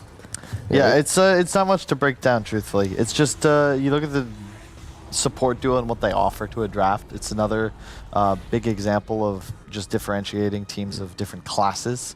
Because if you watch Secret or Enigma play as an example, they'll draft things that are off meta, but like Tusk as an example. You always have to consider when you watch those teams play because it provides so much utility. Like there's things Tusk can do like no other hero can. You know, you've got the damage amp, multiple saves, you've got BKB piercing, disable or interrupt rather with your ulti. Then you look at a hero like Venomancer. And in theory it's good. You understand why they picked it and swapped around its role for matchups, but what is Venno does Venno things. That's it. You've got wards, you got a Gale. And if this is ineffective or can be cleansed or is useless against a hero like Dusa, as it is, then you're just bad. It's a bad hero. You just And exist. Exactly. You become a non-factor yeah. completely. You stink Heroes like around the Tusken map. Shaker, Revenge are never non-factors. What? My friend, my ex-teammate used to say that you just think around the map. You go around and you plant your wards and you do nothing pretty much. That's it. So it's one of those things, right, where a team like this is playing more to what they think of the meta as of the heroes, more than understanding how it's actually working out. And that's, for this level of team, a problem, right? It's trying to understand it to a deeper level. Yep. You got to fill a lot of holes in your draft. And you can't do that by drafting these one-dimensional heroes without having a real grasp on what you'll do if you're forced to put them on a subpar role and a subpar place in the game. Well, that was the only best of one we're going to have, at least for today. We're going on to our best of threes throughout the rest of it. So this is how the last chance group for this qualifier is looking. And 5 comrades, they are in that elimination match. They'll be facing either EC or Motachi. And I got to say, I got my money on Extremum and Evil Corporation. Yeah? I mean, if you don't have enough skill to get a logo for your team, how Even can we T-Gov can make expect you you to one. advance? even T-Gov can make them one. Yeah, exactly. 5 men, they did a simple maneuver. Let's just combine all of our faces. That'll work. Extremum definitely looks like the strongest team there. And like you asked me before, is it surprising to me that 5 comrades are there? It isn't. But Extremum, they're a kind of a team that can be very difficult for any of these teams to deal with, right? They have the names, they have the faces, they have the skill. It's just about finding the right synergy between them and perhaps the right drafts, and that's it. Like for God's sakes, they have G, they have God on their position 5, and in this last game and every single match that we saw from them, he's exceptionally well. Like he's playing like to his name on this position 5s. Like on an Oracle, he was beyond godlike. On this Vengeful Spirit, like he had multiple great saves, but sometimes you don't really feel like the communication is there. Like in this game, he swaps the Shaker from the Chrono, then the Shaker runs back into it. Like there are some they minor can fix, details. these minor details, these fixes. If they manage to solve them, they can be a really strong team. And you really did pin a lot, though, for 5 comrades on Exotic Deer. And is it just too much for one person compared to the rest of the team? I think he definitely stands out the most. And he's the only one in that team that's kind of known. The rest of them, they've been around, but they haven't really had any success overall in the competitive scene. He's using coded language. He's like, he's the only one who's known. What he's trying to say is, Exotic Deer is good. He doesn't think anybody else is good. It's pretty rude, Lizard. When you put it that way, that sounds awful. It sounded at least like my son. Like, nice. it's about the way you. Okay. Not much to say. Let's not. You know what? We should just move on to the next series. Whoa! I just changed what's on my screen. This is wild. Sorry. There you go. Yeah. I got the full TV truck view on the board now. You're enjoying Lobby is got 8 people in it, so we'll have a little bit of time before the draft begins, I'm guessing. Positive sign. Yeah. It is Empire taking on Cyber Legacy next. We're getting on some of our winners matches here. What do you make of good old Empire? Because this is like, for me, me and T-Gov were talking about it, the fact that they're looking to have success. This is a name that has had previous success, but it's been a bit of time since they've seen it. Yeah, Empire and Cyber Legacy overall, I think this is your match to watch. I think this should be the strongest game of the day. And like yesterday and the day before, I don't think we had Counting out Bait, counting out Dendy. I don't know. Let me see. Did we have any 3-game series? Never. No. We have not had one. This might be the first one. This might be the first one. The skill difference between these two teams really isn't that great. I think anyone can take it. Empire is, as you said, we haven't seen a lot from them. Cyber Legacy is kind of new, the same. They're pretty fresh. But the names and the skill levels of these players are really on a similar level, and that should be a pretty high level. That's why they're here in the winners. Yeah, I mean, we haven't seen a Magical, mid player for Cyber Legacy. You've had a long stint on Navi, arguably one of the stars of the team. And I think that if I'm Empire here, I got to key in on his hero pool. He had big problems in Navi because he was a little limited. If he was on TA, if he was on Medusa, team looked unstoppable. His SF also. But if he's not playing, I don't know. Do you feel like the meta has shifted? Because it used to be mid was your win condition. more often than not. It's a whereas playmaking now. Yeah. It's a carry meta. It just really feels like a carry meta. It feels again like you really have to have that position one that's the ultimate win condition. I agree. With the return of your specters and whatnot. Your voids, your anti-mages, it's just a totally different patch. I think TB also really still underrated. The question is, does Magical really fit this meta then as the mid laner? Because he likes to have a lot of space. These heroes you mentioned, like his TA. By the way, I was reading, can't remember who it was, Eknart or someone from Empire. He was talking about Cyber Legacy in this matchup of theirs, and he was like, yeah, Magical is good, but if we ban TA, you know. I mean, it is very effective. It's what's funny is in NA for a while there was this meta where you just ban TA like first two, because there was some players, not gonna name names, who on TA were just like they could win games, they knew what to do, and they just weren't good at any other hero to the same in the same way, because it can actually just straight up take over a match. And to your point, I think if you look at again the way that different teams have optimized themselves playing this patch, Secret, Nigma, and specifically Nigma, because Weeha effectively is fully like a 3 almost some games. He's playing a lot of mid-bat, and I just don't know if that's something Magical's going to thrive with, and that's what concerns me about his just style of play. He's still very skilled, but this is what makes Dota so damn frustrating. Why I don't want to play it pro anymore. It's like this patch changes and your entire identity as a player disappears. Oh, what do I do now? How do I adapt to this? You can't always adapt. Like, I think that if you look at a lot of players, like I'll use Limp as an example, Matumba Man. Matumba Man probably had this happen to him more than any other player, because effectively his role, his identity on Liquid in TI7, this green hero player, these more tempo controlling mid heroes that sort of created pressure by using their bodies, not initiating, you know, like the Vipers, DKs, whatever. They just nerfed the shit out of everything. Like they just said, no, you can't do that anymore. And he's had to relearn a new role on a new team. But he's done a great job, don't get me wrong. But, you know, it's wild how that can change. Is this a point, and is it something, you obviously definitely correct me if I'm wrong on it, but this could be a position where you say teams could have a 6th man in that sense, like someone who could multi around on things like that between patches, or it's just not worth to make us League of Legends, Banks. Yeah, you really are. He's pushing it hard. We don't need 6-man squads. We just need our players to diversify their skill in different heroes. So you're blaming the players not working hard enough? Yeah, that's it. But you know what the problem is as well? It comes to pub gaming and MMR too. Like there's an ego issue involved. You want to have your MMR as high as possible, but to have that, you need to play the heroes of the meta. And if you only play the heroes of the meta, you aren't really practicing everything that can be just there around the corner once these heroes get nerfed. But do the best players really care that much about the MMR, like the very top tier ones? They do, but they just, like, I'll use mid one as an example. Just first picks his hero. When he's like really seriously practicing, he just picks it. And he'll play against the counters and the hardest matchups, and he'll just find ways to make it still optimal. Okay. And that's how you truly get better as a player. Yeah, that makes sense. Then you have different styles, people waiting until overall last pick or flaming their team, saying like, I don't care if we lose gold, I need the last pick. And that's where you focus a little too much on winning the MMR, less about winning TI. So we're in a position at the moment then where, as these patch changes and the meta changes, there's too many players who can't find their comfort again. They can't find something that's viable. Yeah. And that's just down to them simply not wanting to put the effort in or the extra time. Because you said about the amount of hours in a game they're putting into it. It's a problem when you get picked up by a team because of these heroes that you really excel at. And you have a couple of heroes, let's say 5, that you, on each one of those, you have 300-400 games, right? Obviously, you're going to be really strong at them. Of course. And the patch changes in one day. You're not going to suddenly have 300 games on a different 5 heroes. And become if you're dedicated enough, you will. Yeah. Of course, Kyle would add that. Were you that dedicated, Kyle?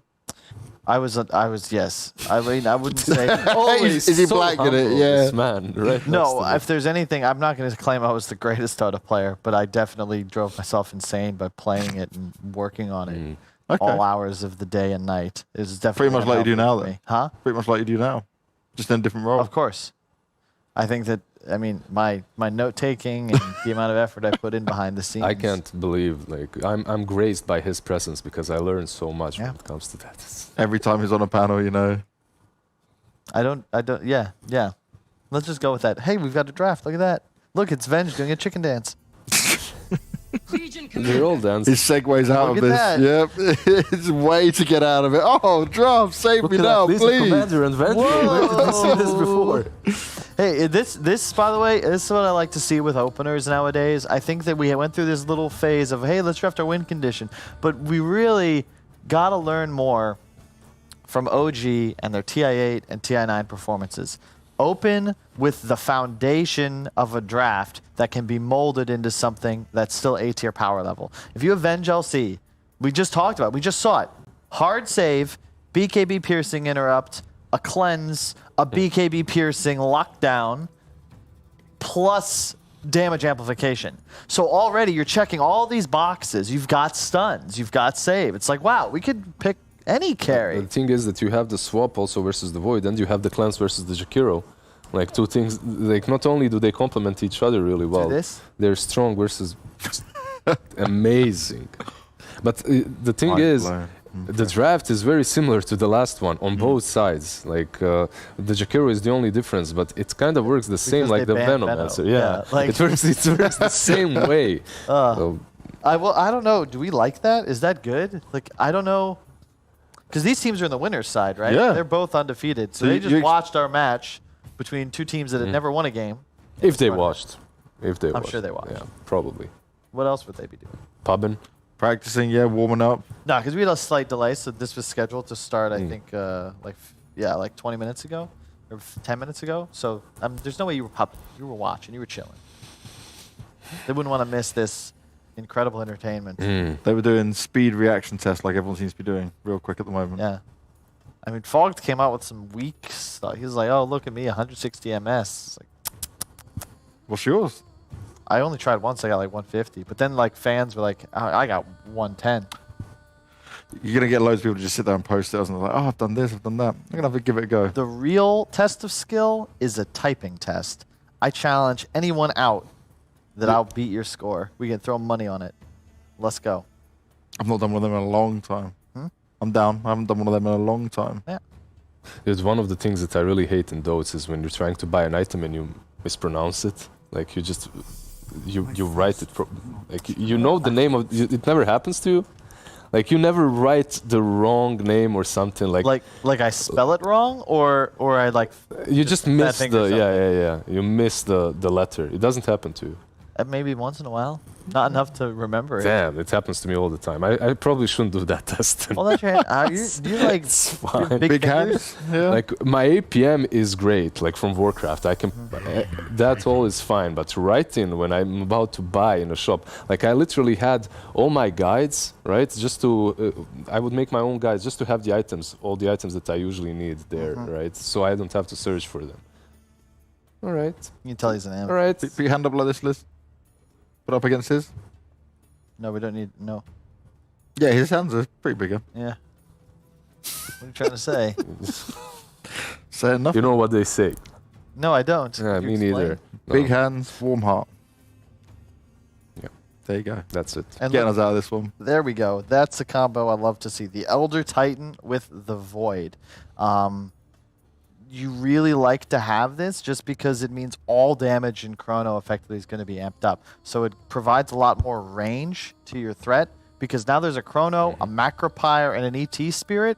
Maybe there's an Earth Splitter. It's so much damage output. And late game, when ET can get up close and personal and just smack people with the Void, you're moving the physical armor. It's just, it's damage amp. Void needs help. A lot like Troll, you don't want to have them just carry your game naked. You want to give them some extra, some steroids, you know? A little shot in the tuchus. And what you're playing versus a Vengeful on the safe lane, like whatever you combo with this Elder Titan should do really well on the offlane. If he stacks a couple of camps, if he gets that extra damage rolling, can be a lot of fun. But I like really good against Venge too, because high base armor, you remove all of that, and also swap is less effective because you'll be able to Spirit, find the Venge, maybe stomp them, at the very least have vision. But the most, like, the biggest reason he already mentioned, it's the minus magic resistance, right? Like and the armor. That's the most important thing about the ET. All right, Troll. Well, you're not going to be able to run up to him and whack him because he's going to be able to make you miss, so that's kind of neat. Got steroids. Again, like it's amazing how much better these carries look when they've got something that helps their DPS. Because now the troll can play so much more aggressive. As you say, you don't fear getting dual breath, getting stomped as much because you'll have an LC behind you. You'll have this Venge with you. And your damage potential is going to be higher as well. Now you're also able to threaten Roche, his Team Empire, at a pretty early point in the game. But there you go. They kind of answered the troll with a Pugna. Now you have a way of stopping him from pretty much damaging anyone. And in his ulti, you have so much magical damage as well, because now the ET will remove your magic armor, take it to 0 late game, and then you have Pugna for 60% increased magic damage. Perhaps with the Dagon as well. At some Boom. point, you're going to be blowing up these targets instantly. And not only is Pugna really good versus troll, you also have this LC that's... Yep. You really want to get those dual victories early on, and It's you can't. a built-in E-Blade, and the one thing, if you look at this Empire draft, that is missing is magic damage. So it just makes sense, and you can see why these teams are winning. Like, we haven't even seen them play yet, but the way the draft has played out, it's a lot more like a chess match versus two toddlers playing Connect 4. You had to just put the hurdle on a little bit more. So is that big of a difference, right, in terms of the drafting styles? I think you can usually tell, believe it or not, if you follow along with Twitch chat. Because if they can see what's going on, the drafters probably aren't very good. Yeah. They answered it. Twitch Like chat. Cyber Legacy obviously has this avoid lineup this time around, and they answered this buffing up strategy a little bit better. If nothing else, they answered the fact that this one position, one carry is going to be built up by the Vengeful, by the Legion Commander. He's going to have so many steroids. Let's deal with him somehow, and that's where this Pugna also comes into play, right? We're going to have the Decrepify to work with. I need to backpedal real quick as well. I think Twitch chat actually really does know their stuff. And I actually used to get a lot of my drafting tips and insight from them during the games. So. Yeah, that got him real far.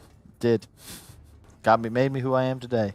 Got me where I am. That's where you are now, right? That's because of them.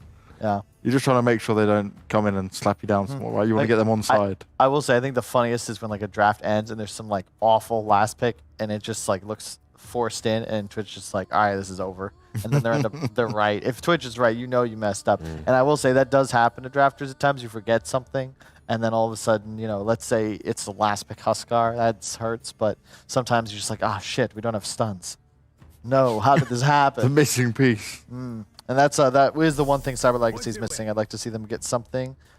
Not bad. The disarm. It's just such a solid team fight lineup now. You are a little low on just straight up lockdown. But if you take more team fights versus skirmishes and you spend a couple of these ultis, you're almost always going to win a mid-game clash because the Pango ult, the Chrono. You can just play around the Pugna and the pushes, right? Yeah. You play around taking objectives. Like the thing is for Cyber Legacy right now, this lineup never... If you don't have Chrono, you don't catch people. Like, it's very difficult. Like, your ET Stomp and your Ice Path isn't going to be a reliable catch. But if you push towers and force them into fighting you, then you can counter-initiate with even the Pango ulti, which will be reliable when everyone is kind of clumped up. So they have a pretty solid way of playing. Oh, Storm. More and more we keep seeing him. Okay. All right. This is a pretty interesting... I like these drafts a lot. Both teams certainly have win conditions.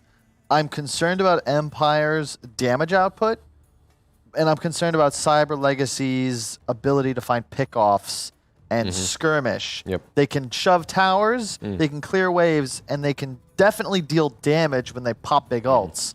But if Team Empire can just play fast, that's when things can get a little dicey for them. Yeah, it's two teams with completely different strategical approaches to this game. One is all about these skirmishes, pickoffs, that's Team Empire. The other one is playing around their cooldowns, stably just going at one tower, one objective after another. We'll see which one can execute a little bit better. I'm gonna go and say, is that Smiling Knight? Is that his name? Yeah, Yes. Smiling Knight. I'm gonna give this edge to Team Empire because that's a very subtle Game of Thrones reference, and I That don't is your see, reason for the pick. I don't see Sir Barristan on Cyber Legacy, so I gotta say, and I also just think that given enough time, I'll always lean towards the squad with better pickoff, and they don't really have methods of protecting the Pugna on Cyber Legacy. I think that's gonna be a tough hole for their draft to fill. Man, I was so tempted to go for Cyber Legacy. I really just wanted to go against him. But you yeah, again gonna agree? I'll go with the Team Empire as well because this Storm feels really good. If you get a good initiation together with the LC, you can blow targets up. And who's going to stop you instantly. You have Chrono and that's it. Like, it's not like this ET or the Jakiro are going to counter initiate you immediately. It takes time for them to do that. Yeah. So And there's a real lag. Like BKB, you actually don't deal damage. Like there is no damage. Even if you chrono somebody, if they get the BKB off, Void's not going to be enough. And ultimately, I think Empire on the back of this Legion Commander are going to take it. But you said they were quite even when we first went into this, Liz. You no, said, I like, said they're quite even as teams. Like, Okay. I believe that they're quite even as teams. I think just because of that, I would even side for Team Empire a little bit more because their lineup does look a little bit easier to execute. I'm not saying that Cyber Legacy have no chances. They do. Their strategy is good when it comes to pushing these towers and everything. What's Nothing. I'm just like our legs. What is this? I love it. Just keep the focus on the legs, right? We'll get ourselves into the game. We've got Nomad at 1-4-3-7. They haven't got their legs out, but they've got their beautiful faces out as they get us into this game. Guys, it seems to be very Empire focused here. What about you? Yeah, hail Caesar, all glory to the Empire. I think we believe in them pretty heavily as well. I do think that Cyber Legacy have a lot to play with, though. You know, these disarms, from the Pangolier, the Dead Crapify. I think they've got a few tricks up their sleeve and they can take the victory. But yeah, no, I think Empire are going to have an easier time of it. What say you, Thebes? I agree, man. If this Pugna gets picked off in one fight where the Storm just zips in and, you got plenty of follow-up damage with the Storm here, I think they don't have any ways to lock down the Troll. Sure, the Chrono's nice, but then there's also a bench swap that you have to constantly think about. So the Void is not going to have very easy execution for his Chronosphere. And when the Pugna's dead, I think this Troll is just completely unbeatable. The Void is not really a hero when it gets to super late game. It's not really a good matchup against a Troll. That's what I would say. And we saw in the previous game, where the Legion Commander was able to just use the ultimate on the Void, lock him down, and that was just plenty of time for the Void to just get killed off. And the laning was also very, very good too. The Legion Commander versus the Faceless Void. So I expect the same exact thing to happen in this game, where the Legion is going to have pretty much free farm. Unless the Elder Titan, it is an Elder Titan. Like every time I think of Bignum, all I can think is Elder Titan. This guy has played this hero in like so many different teams throughout time. It doesn't matter what patch it is. I always see him on this hero. He just loves it. Yeah, he's a big Titan fan, and he just loves stomping people. It's what he likes to do. But I mean, I do think you shouldn't forget that the Void was actually okay when he was 1v1 versus the Legion Commander. He did do a little bit better in lane when they were left alone, but definitely wasn't able to put the pressure onto the Legion. That's for sure. And yeah, I mean, we'll see how this one. I do want to question Kuman's. I know that he's got the 6 tangos, but he traded quite a lot of HP for the bounty rune and didn't even get it after he took damage from like 3 different sources. And I don't know about that one, but yeah, I guess he wanted to try and just get his team a little bit more money. Anyways, down in this bottom lane, we've got the Smiling Knight on the Troll Warlord and Ekanat on the Venge, fighting against Jakiro and Pangolier being played by Blizzy and Slayer. How do you expect this lane to go? I think this is very Troll favored. Pangolier can't really apply any pressure into this lane, and when you get that Vengeful Spirit with the Vengeance Aura and the Way with Tear Up, she actually went for the Magic Missile. I really don't like this. People keep skilling Magic Missile level 1, but Wave of Terror just provides you with way more lane manipulation ability, and also you get that minus armor, more better trades and such, and Magic Missile just costs so much more mana. So, I mean, he decided to go for that. They did put some pressure on the Pangolier. I just feel you have better mana management if you went for the Wave of Terror, add more pressure, and then once you're like level 2, level 3, that's the time where you're just gonna go in for that kill onto the Pangolier and Jakiro. Jakiro is a very clunky hero too. He's not that fast, so if he ever gets caught out on the side, the Troll gets like a nice rolling axes onto him, he will die in this lane as well. So it's very scary, I think, for Cyber Legacy. Yeah, they're playing on the edge a little bit. We'll see how defensive the Jakiro can be. And what he ends up going for. Does go for the Dual Breath and Liquid Fire for now, holding off on the Ice Path. I don't even know what you build Jakiro with right now. Actually, do you take a point in Ice Path in this lane just to give you a bit of save potential, or no? Some of the players go for level 4 Ice Path. I've seen that. There are players who also just skip Ice Path and go for the Liquid Fire, but I think one level in Ice Path in this situation would be good, just to like save yourself from this Troll or help your Pangolier get away. So it's not that bad. In terms of skill build though, there are players who go like 1-4-1 on Jakiro, which is kind of ridiculous because you don't really have that damage output Jakiro's capable of. A lot of position 5 players would do that, but I assume Slayer here, he will most likely go for the 2 levels in dual breath, liquid fire.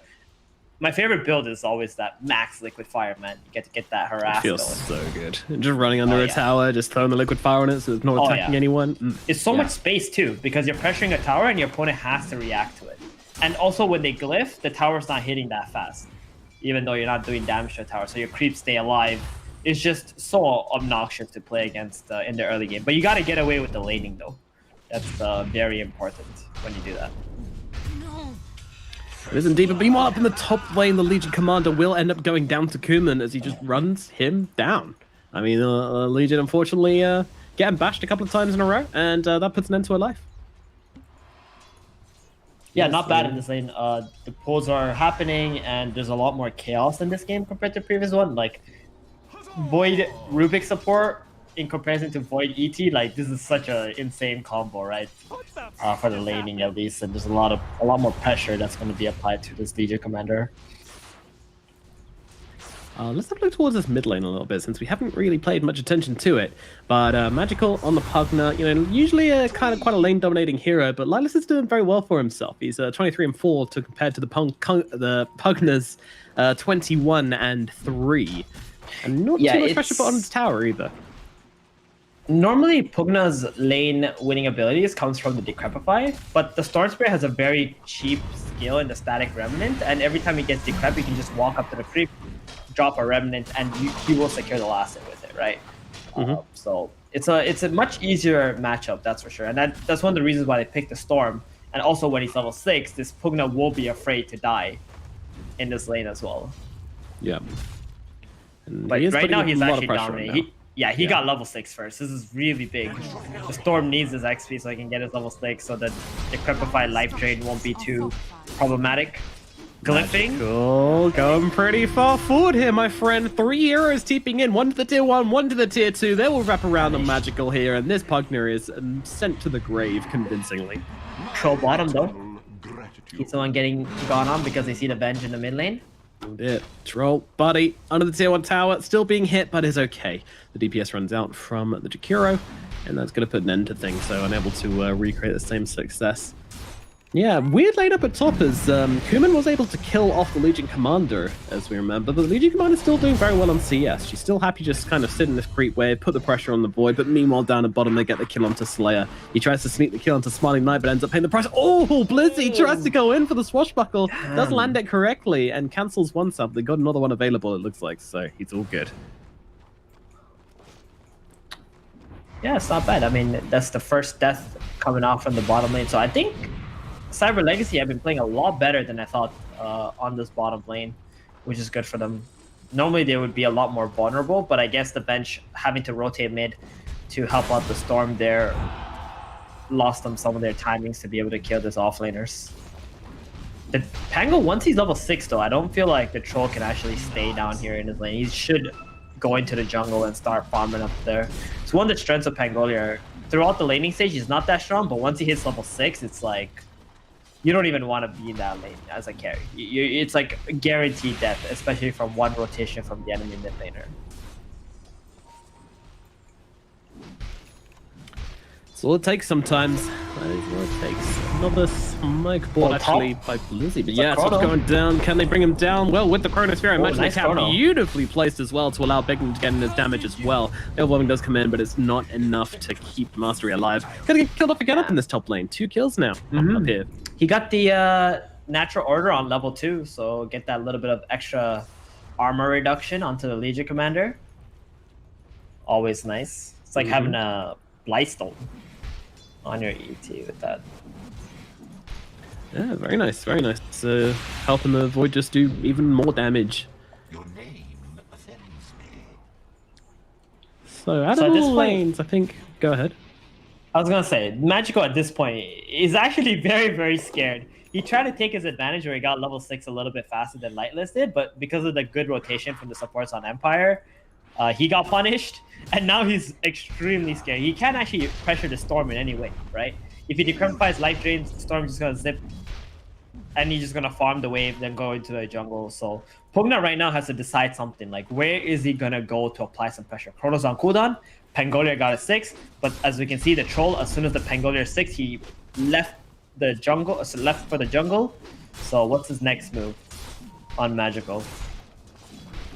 Yeah, needs to find a way to have some impact, I feel, because he is farming himself well, but, you know, it's a Pugna. He needs to be putting pressure. He needs to be doing stuff early on. That is the strength of the hero. Brooch. Faded Brooch, though. Very nice. I like that. Such a nice item. Just throwing down the life drain onto the Storm Spirit. Why not? Pretty low cooldown spell. Just to spam out. He's obviously just going to bull lightning it away regardless. Oh, smoke up. Elsie's on the 6. Top, yeah. Elsie's on the 6, so they want to combine her level 6 timing with the smoke play here, try to get a kill on the Faceless Void. This is a great call, actually. This is a fantastic call. They get the 6, and look at Master. He's just sprinting straight into the Void right now. They get off the duel. The Void comes in. They've got the damage from the Storm Spirit, and they will be able to kill off Kuman. There's trying to be a response here from Cyber Legacy as Magical turns up to this one, but they jump away on the Storm Spirit. He is now out of mana, but they're targeting up the Legion Commander rather than the Storm, and it doesn't look like they're getting anyone right now. Magical has to be careful. Stun comes out onto him. There's a lot of pings coming out. Empire are hungry for it, and they might well just get it. Electric Vortex comes in. Magical, though, trying to heal himself up, using that life drain onto the Venge. Venge runs herself away. They're struggling to find a kill now on Cyber Legacy, though, but same with Empire. They're trying to bottle up on Lightless, find themselves a bit of mana to turn this fight around. Blizz is going to be targeted. He's got the Swashbuckle, though, and he's going to turn around and use it onto the Rubik. It's still nobody dying. Magical has to keep his distance, but Faceless Void actually coming back. He's got the Chrono. He's got 2 targets for it, but he doesn't want to use it. I don't know why, but he holds off for now. Oh, wow. Meanwhile, Troll has been taking the mid tower this entire time. Has fallen. Oh, no. Cyber Legacy. This was like the ultimate decoy. They smoke top, they get the kill on the Void, they, you know, linger around a little bit, they bait out some TP, some spells, and all of a sudden Troll, while they were all trying to defend top, gets the mid tower. In they go, Chrono comes down. Oh no! 2 targets and he gets 0. Kuman, buddy. Alright, this man needs to sit down right now. He needs to have a little bit of a stretch. Maybe one of his teammates come over and give him a massage. He didn't even get the bounty. Oh, jeez. You need to be on like full anti-tilt mode, you know, singing a nursery rhyme or something, because Kuman's got to be a man on the edge right now. Definitely, especially if he looks at mid and his tower's dead. Like, that's a Pugna's tower that died. Yeah. In the melee. And I know it's not the Pugna's fault, right? It's actually the team fault for like keeping everybody top lane in a very terrible place to try and make some plays happen. But still, it must be so tilting to lose your tower 9 minutes into the game to a solo Troll Warlord. That can't feel good. Cannot feel good. Ooh, they're gonna go for the swap there, but doesn't commit to it fully. Meanwhile, Void, he's now finished off that Midas. 11 minutes in for the Brown Boots Midas. That is not the ideal timing. Not bad, but not good. Somewhere in the middle. That's the sweet spot of okay. It looks like this Pugna hasn't really found a place to be able to apply any pressure. He has walked bottom now. He has pretty good experience, which isn't bad. I mean, sometimes if you ignore Pugna in fights, he can do a lot. But you gotta still be able to take these tier 1 towers early. This is like your prime timing right now as a Pugna. If you let this game drag on any longer without you taking any tier 1s, the Storm is gonna get too strong, like get an Orchid or whatever, solo kill you even on the map. And things start to become very problematic after that. Certainly do. Meanwhile, Magical, he's looking up. Oh, okay, he's alive. Dear. Oh, I love it. I love the all chat, man. Yeah, I mean, Ice Path a little bit off the mark there from Mr. Slayer, and they pay the price. Yeah, just got 3 levels in dual breath. Jeez, max dual breath. Well, top lane, they're looking on towards the Troll Warlord here as the Rolling Thunder comes through, connecting. Now then comes the Pugna, trying to finish the job here, but he's able to get off that ultimate. And Pugna, well, he's got the Decryptify available. I mean, they've got more than enough control for Flying Knight here. He's not going to get anything done with this one. He's just going to straight up die. Ela's Smiling Knight gets a little bit carried away in the top lane. He was actually holding his skill point to get that battle chance up if he actually needs it, and he does, and it really didn't accomplish a whole lot. And that's a pretty good break for Cyber Legacy, killing off the enemy carry so easily like that. while also TPing into their safe lane, which is like pretty much a very bad place to be at. Storm jumping forward here, trying to look for the Pugna on the backlines. Lightless, though, not really fully committing to this one. And now that Nether Ward is down, I'm not sure how hard Empire want to go. Cyber Legacy are able to back themselves away. And Pugna's just going to heal himself up with a cheeky little life drain or two. Storm's got that Aether Lens. Actually, he does have it. He just needs to disassemble the Arcane Boots. It's going to be nice. You know, normally Empire are so bloodthirsty, right? They're like constantly running at you and killing you nonstop, but they're having to respect this Elder Titan in this game. They know if they run in with all their heroes, the ET Stomp is coming, and as the ET Stomp comes, the burst damage from the Pugna with the Ice Path connection is just gonna demolish you in the fight. So they have to do things a lot more calculated in this game. And now with their vision, they see that Cyber Legacy is backing off a little bit. They will secure the tower and just try to get out. Yeah, easy tier 1 in the top lane. Meanwhile, Kuman looking to go into mastery here. Slowing him down a little bit as he runs him over with the time warp. Meanwhile, on the backlines, though, we've got a initiation coming on the side here again. Like, I don't know, they're just throwing spells at each other. It's a very tactical game. Mastery is the one left behind. He's pretty thoroughly out of position and is getting lost in the woods. And will probably get brought down eventually. Ice Path comes through, and there's the kill. Mastery sent to the grave. So meanwhile, Troll Warlord was farming, but he's actually farming a lot slower than the Void. I thought the Troll would be farming a lot faster. I think that one death top has hurt him a lot. Oh, Rubik, yikes. Yeah, getting a little bit carried away here, my friend. He's going to get killed off by a cute little Nether Blast, and now this opens up the tier 1 tower on the top lane for them. Although it is a very tricky tower to take here. It's not the easiest. And when you don't have this ward up, it's pretty much impossible to take. So they will back themselves away. They don't have the vision. What are the hardest towers to take in the game? I mean, it should be the middle tower, technically, because everybody's always there defending it all the time. But if you ever surround your opponent's mid tower and they're not expecting you to fight at the mid tower, then it becomes easy. That's pretty much every tower in the game. Like, people don't understand that you don't really need tower damage to kill towers if you have already surrounded them and make it impossible for your opponent to defend it. Because they're just going to feed, right? One by one. Mm-hmm. If you have like 4 heroes hitting a tower, that tower will die. So that's pretty much the idea that most really good teams have when it comes to playing lineups without like a super clear tower damage dealer. Yeah, for sure. Interesting points. I think Kuman is untilted though, finally from his misplay earlier on. He's got this. It feels good when he's got the Hand of Midas, because you can just go hit creeps and you feel great every time you use it. It's just so satisfying, that little noise, little gold coming towards you. And also the Pugna keeps on life draining him to give him his mana back, so he just can time walk around the wall he wants. You know, just these little things. You know, pats in the back from his teammate saying, "Don't worry about it, buddy. You know, you've got this." Empire is just not playing the right place on the map. They're playing top with the Storm and Troll is jungling, and they got like a Rubik defending mid. But none of these moves are going to be pressuring the Void. That's why he's actually untilted, so to say. If everybody on the side of Empire was playing around the middle and let the Troll farm, I think this Void is going to be struggling way more. And he's going to feel like he needs to be joining fights as well. Because they're going to be near the Ancients area, he's going to be near the neutral camps are on the mid, and that's going to be a lot more difficult for him to play under that pressure. Oh, he gets it.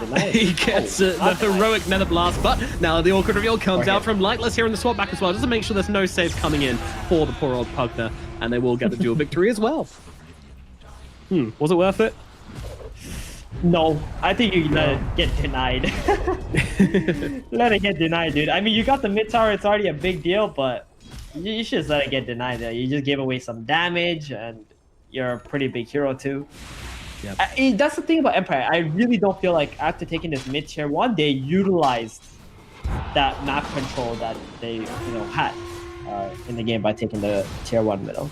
Normally what we see is people take the tier 1 and just play around that area and stop the opponent from being able to farm the triangle and such.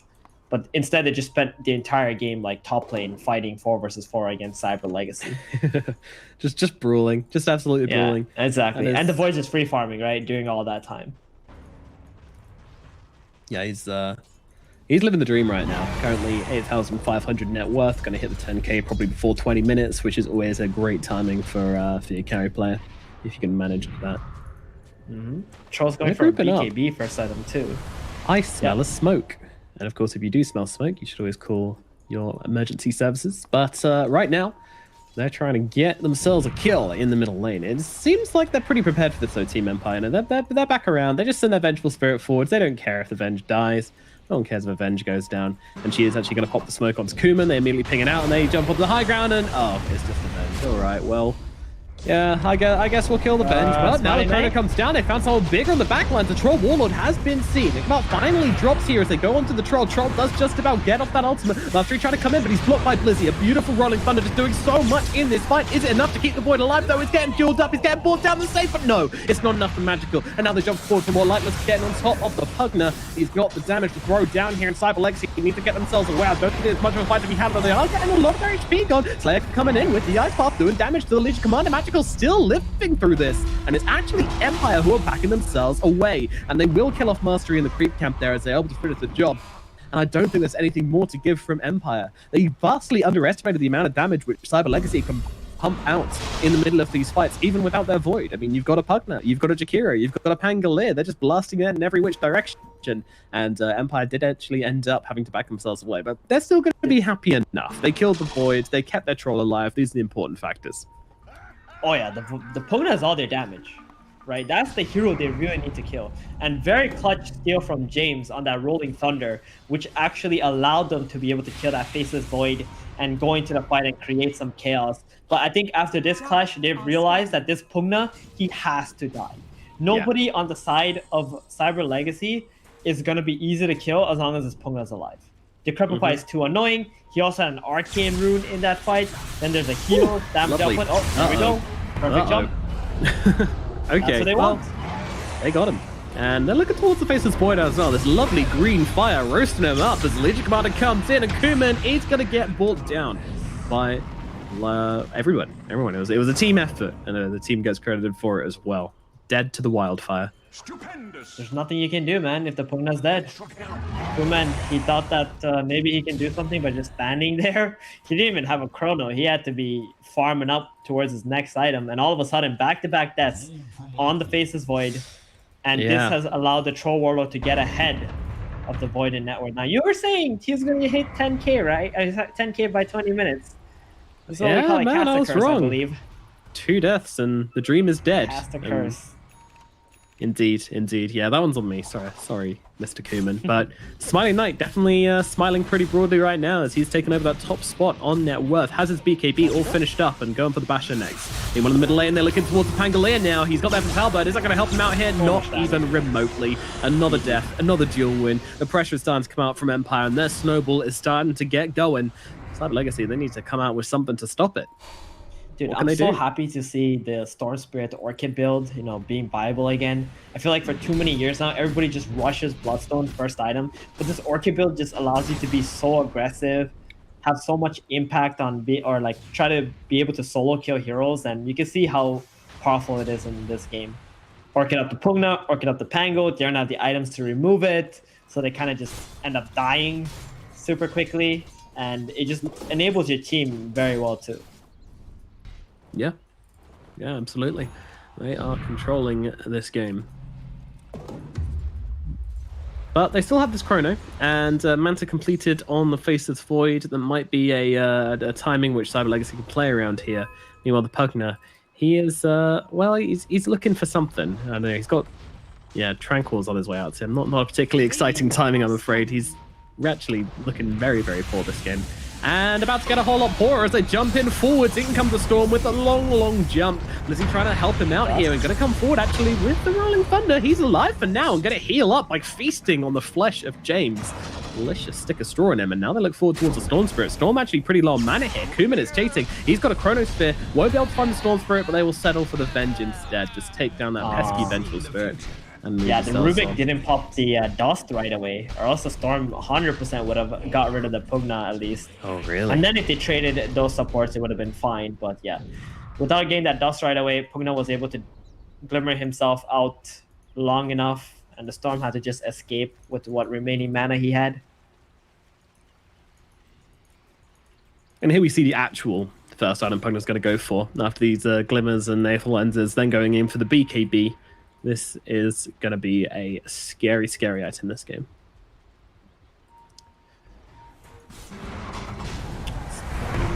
Because, I mean, oh, Mastery getting stomped up here. Ice Path down as well. And once again, it's looking like the Legion Commander has been caught out. Going for the TP, but that is brave. That is very brave. Mastery is going to get roasted and toasted by Slayer and the gang, and that's going to be another kill. I kind of feel like this Legion's been caught out maybe a little bit too far forward a couple of times now, but I guess she was pushing down this lane pretty hard. Listen, this is not the Chad Legion Commander that we were talking about from the previous series, right? Remember when I said about that Legion that has phase boots and pipe and uses press the attack on their carry? Yeah. We're seeing it right now. I mean, to be fair, it's a lot harder for Legion to play in this game because he's up against